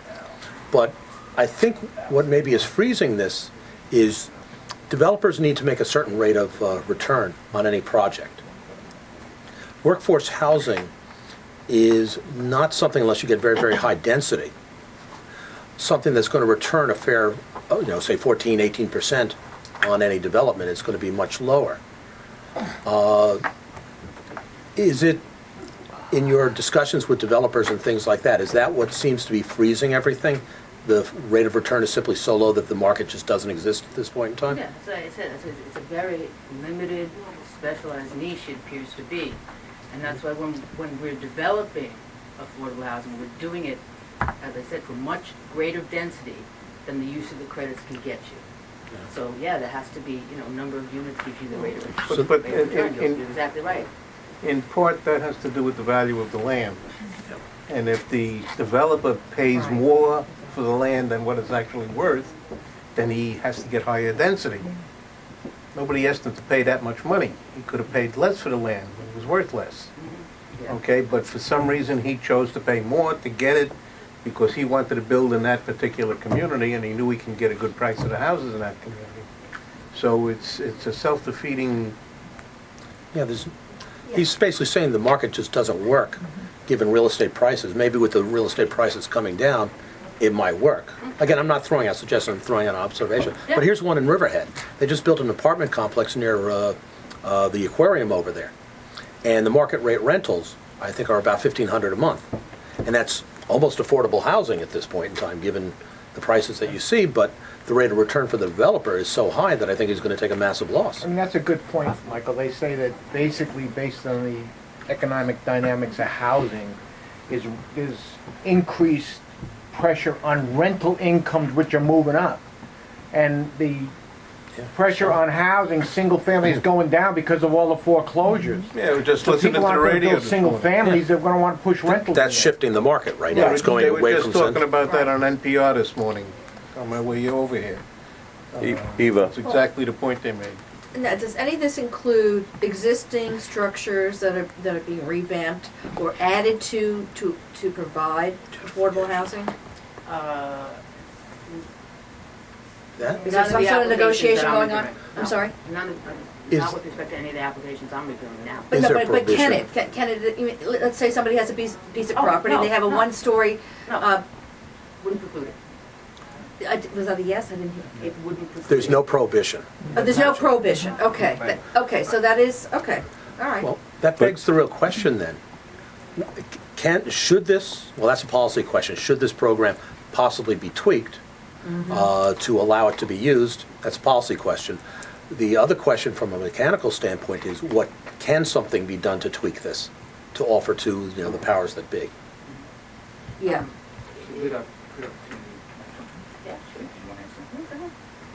This is just a good opportunity to let you all know that the Department of Planning received a $300,000 grant from the Department of Housing and Urban Development, it's the feds, to do a TDR study in Suffolk County, a regional TDR study. So under the county executive's leadership, we've begun this process.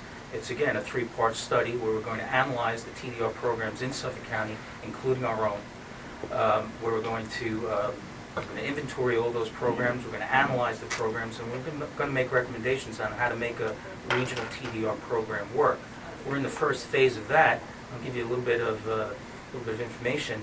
The county's Workforce Housing Development Rights program, our regional TDR program, is in competition with 16 other TDR programs throughout the county. So we've got 10 towns and a total of 17 TDR programs, including the Central Pine Barrens program. So this is one of the reasons why TDR is anemic, if I could use that word, in Suffolk County. We're all competing with the same programs.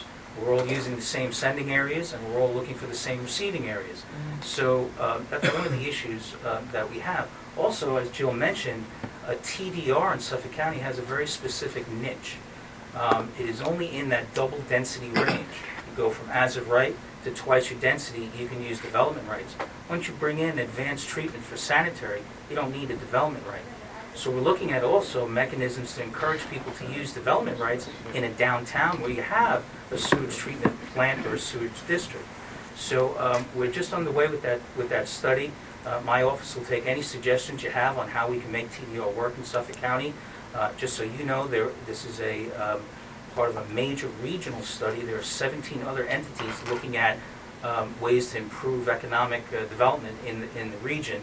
Nassau County is looking at how to do infill, and TDR would be a component of infill, so we're hoping that our study dovetails to their study. And the Long Island Regional Development Council is looking at housing. So between those three in the region, we're hoping that by the end of 2013, we'd have a good, strong plan on how to channel and, if you will, density shift around Suffolk County. I have a question, Andy.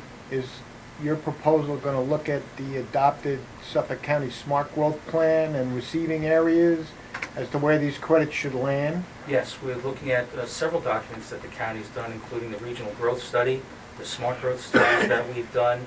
We're looking at the Comprehensive Groundwater Resources Management Study. We're looking at the Comprehensive Sewer Study. So we're looking at a lot of studies that the department and the county have done, so we can come up with some viable recommendations. But in a final analysis, it's the local municipality that's going to determine what the density is going to be. The county is going to determine how the sewage gets taken care of. But the local municipality is going to say, yeah, there's a zone change or there's not a zone change. Right. Yeah, you could put houses on 1 acre lots, or they have to be on 1/4 acre lots or 1/3 acre lots, or whatever the case may be.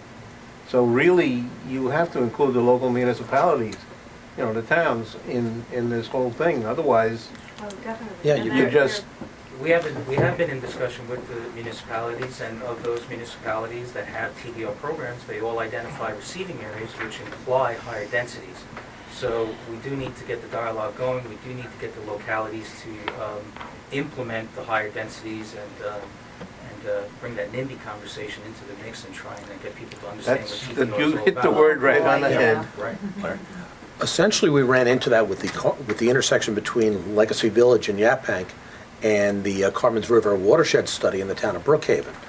While the Carmen's River watershed study did not impact the entirety of the Legacy Village project, and no one was talking about TDR over there for Legacy, for the Carmen's, they're all identifying TDR receiving zones basically along 25, up in I think it's Center Reach and Ridge and a couple of places almost yeah, all over in that area. And suddenly the town is saying no, no, no to their own plan. In other words, the Carmen's River plan has somewhat frozen. They can't identify a receiving area. That dovetails with what Rich is saying, in that you need buy-in from the towns. Now, for example, my particular town might not be so easy to do that with.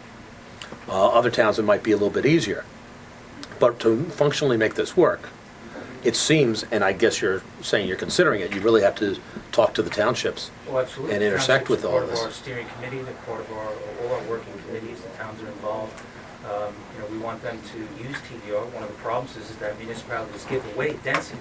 They're already giving away density, they're just not retiring credits. So we want to come up with a way to include credits in the mix. Really what we've said is that we've taken a certain amount of development units through this program and we've warehoused them to put them in appropriate areas to stimulate economic development. So we want to get the towns involved. We want them to call us up and use development rights.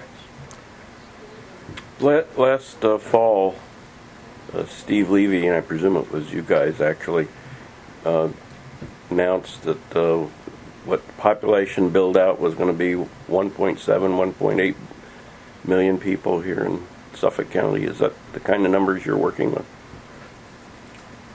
There's a big spread in Newsday about that. Well, those are comprehensive plan numbers. Those are estimates of the future and what we can do. I think that's probably a good benchmark. There might be other ones out there. I don't know if that particular quote came from the work that we did, but if the county executive used it, then most likely it did. Yeah, but Larry, if you're talking, what is it, under 300, you're talking 250 credits exist right now? Right. Essentially, that's 250 houses. So you're not talking about a large addition, at least for this particular program. I know what numbers you're talking about. This program seems to be oriented more towards, again, the workforce housing. It doesn't seem as if it's major density in and of itself in terms of population increases. if I'm understanding what you're talking about, is I think it's other programs that are the issue. Jim? Andy, too, on your receiving areas, I assume you're going to be looking into the transportation situation adjacent to all these things and possible improvements? Well, that's, in an ideal world, you would have a receiving site that has transportation and all that infrastructure, sewage and everything. So yes, we would look at the transportation infrastructure as well.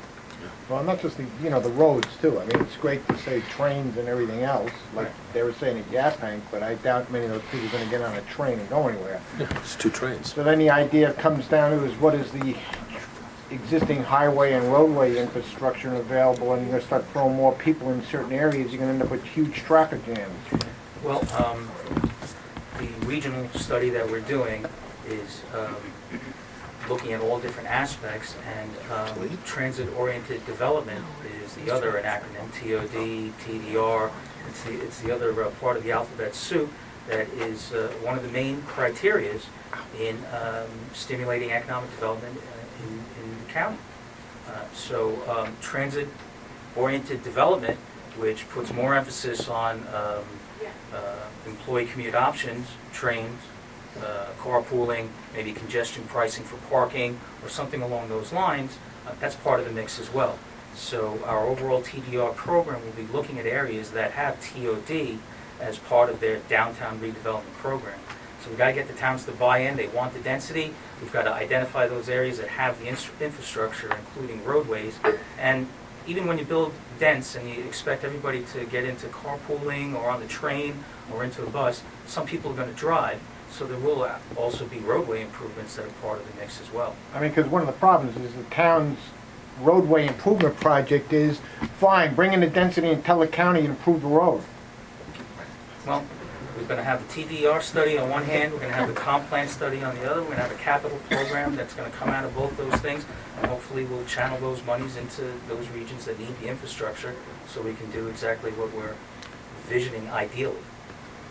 I have a question for you. This past week or 2 weeks, there's been a very nice story, and the young lady that won the semi-finalist competition for the Intel thing from Brentwood, and then 2 or 3 days after that was announced, she was living in a shelter with her family, and the county gave the family a home.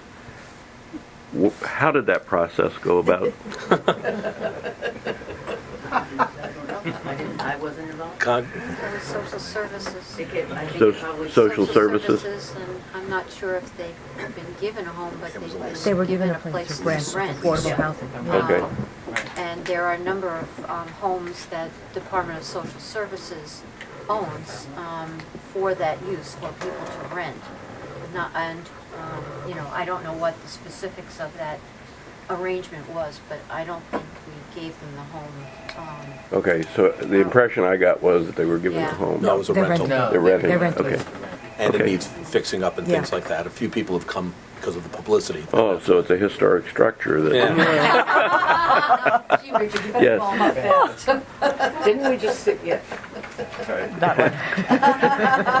Before we move off of TDR real quick, I just wanted to make sure that everyone notes on their calendar that on January 31st at 7 p.m. We're hosting a kickoff meeting for this transfer of development rights study that's funded by HUD. There'll be representatives from the state and others speaking, and it's a good opportunity to learn even more about this study. So we're going to get the official word out sometime this week, but I wanted to make sure that everyone here knew firsthand that we're having that meeting on January 31st at 7 p.m. here in this building, downstairs in the media room. Okay, thank you very much. Yes. I just want to mention too that we take the credits off of passive recreational uses, not active recreation, because of the conflict there. So I just wanted to make that. Okay, thank you. Thank you very much for those very informative presentations. Okay. We have a meeting schedule, which is the typical meeting schedule with the exception of second Wednesday in December as opposed to the third Wednesday.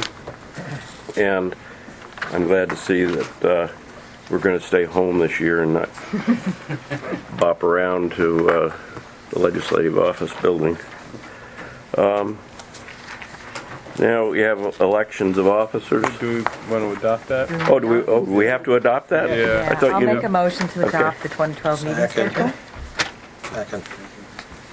I thought you just told us. No, we've always adopted it. We have to I don't remember.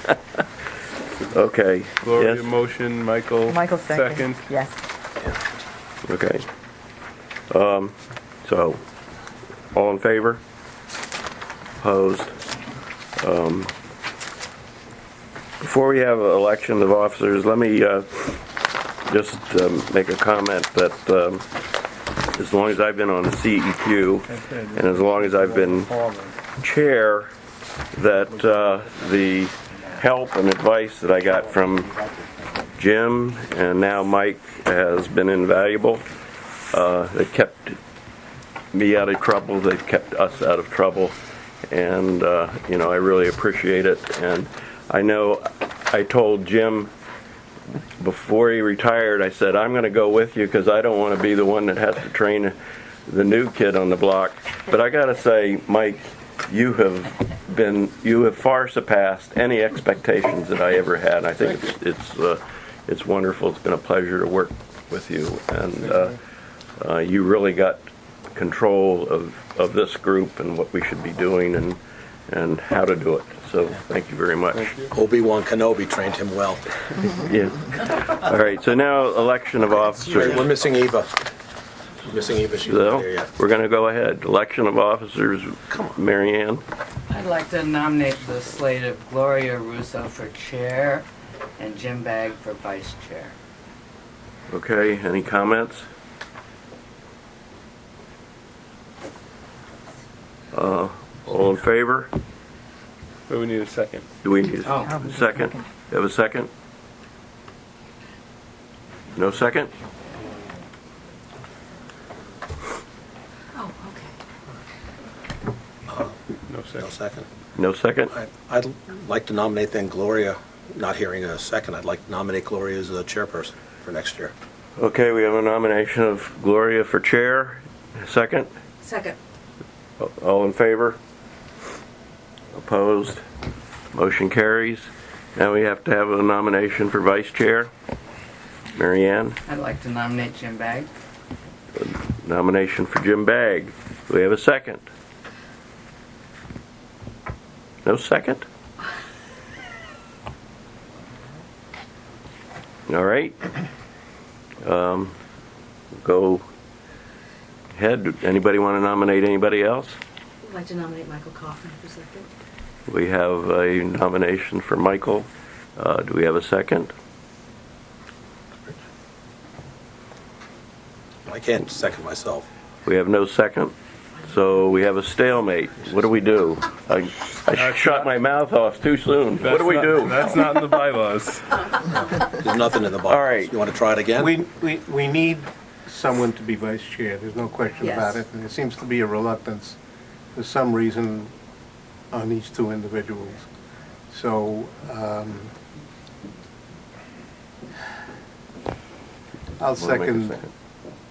I'll second Mike. He's been vice chair in the past. He knows what he's doing. Not that Jim doesn't know what he's doing, but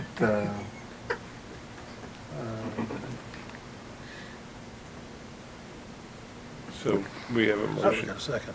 Yeah, Is there any reason why we can't just have two people for an office and we vote, see who gets the most votes? can we nominate could- somebody else? I'd like to nominate Rich McTaggart. Yeah, I'd second no, that. no. No. All right. So how about if we have a write-in for vice president? Excuse me, we've got a second on the floor. There's a You second. can't jump the procedure. Eva's got a motion. Richard seconded the motion for Michael. as I vice. can withdraw my second. I mean, usually when there's an election, there's two We're candidates, talking about right? the motion I made, Rich. What's that?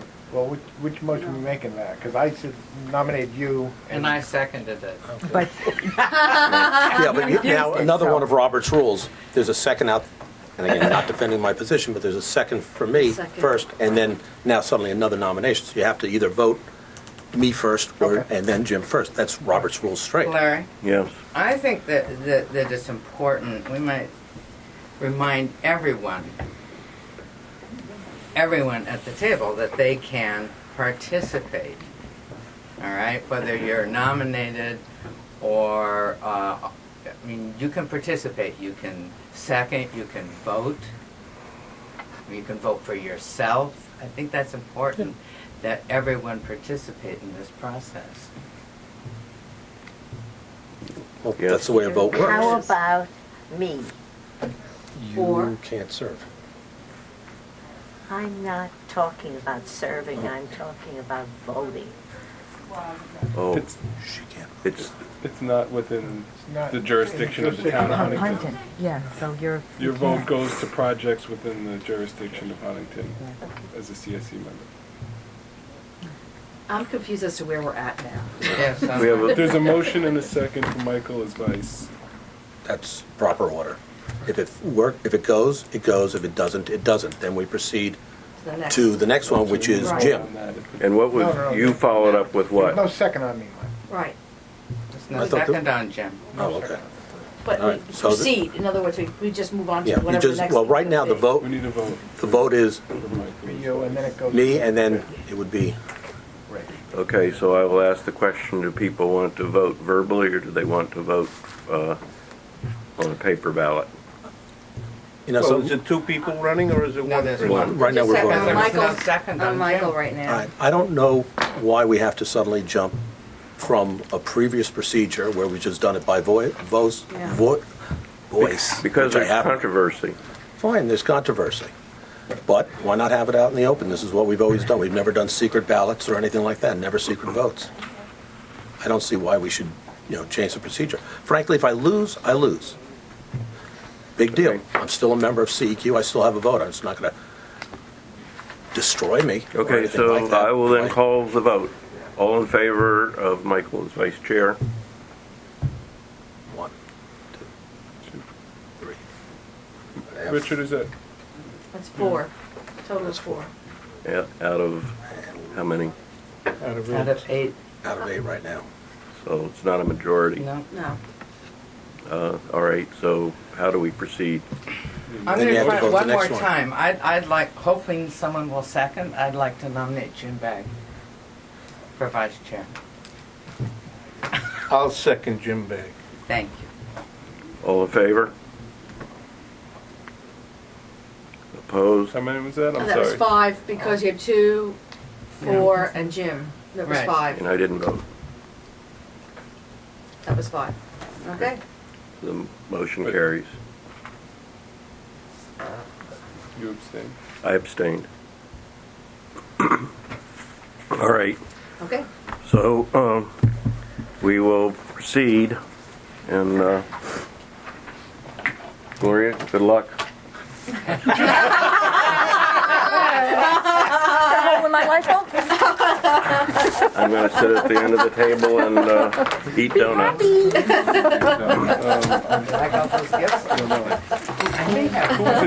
Christine, you have the nays on that? The nays? Congratulations on your Can we just clarify the nays? You said yes to that. Oh, yeah. Who voted for Mike, for Bag? 1, 2, Kara Karen, and Gloria. Gloria, Jim. and Eva? Did Eva? Yeah, I abstained.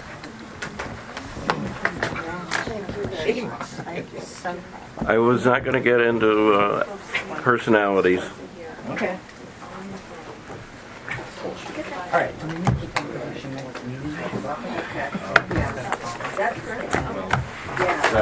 Congratulations, condolences. Pretty much an automatic pilot. Oh, wait a second. I'm sorry. You know, working with Tracy. Can I make an announcement about? We have an announcement. So I'm updating the CEQ bylaws to reflect changes that have been made to local laws and resolutions throughout time from the initial adoption of the bylaws. You'll see the underlined additions and the bracketed deletions. If you guys could just take a look at this before the next meeting, come back with any comments you might have, so we can vote on this and just update. In our packets? No, I'm going to pass it out now. Okay. Just so it's just brought up to date with the current regulations, because the current one mentions, a 9-member board and references rules and regs that are out of date at this point. Can you just take one and pass it down? I have a question. Sure. There are Take one and pass. people absent. They are absent just in regard to being absent, or has the membership of the board or the council changed in any way? No, but it is an issue that maybe Gloria has to deal with, and that is that I think according to our bylaws, if you miss X number of meetings per year. Well, as part of the review of these bylaws, when I was going through the local laws, the charter requires a 75% attendance of meetings, regularly scheduled and special.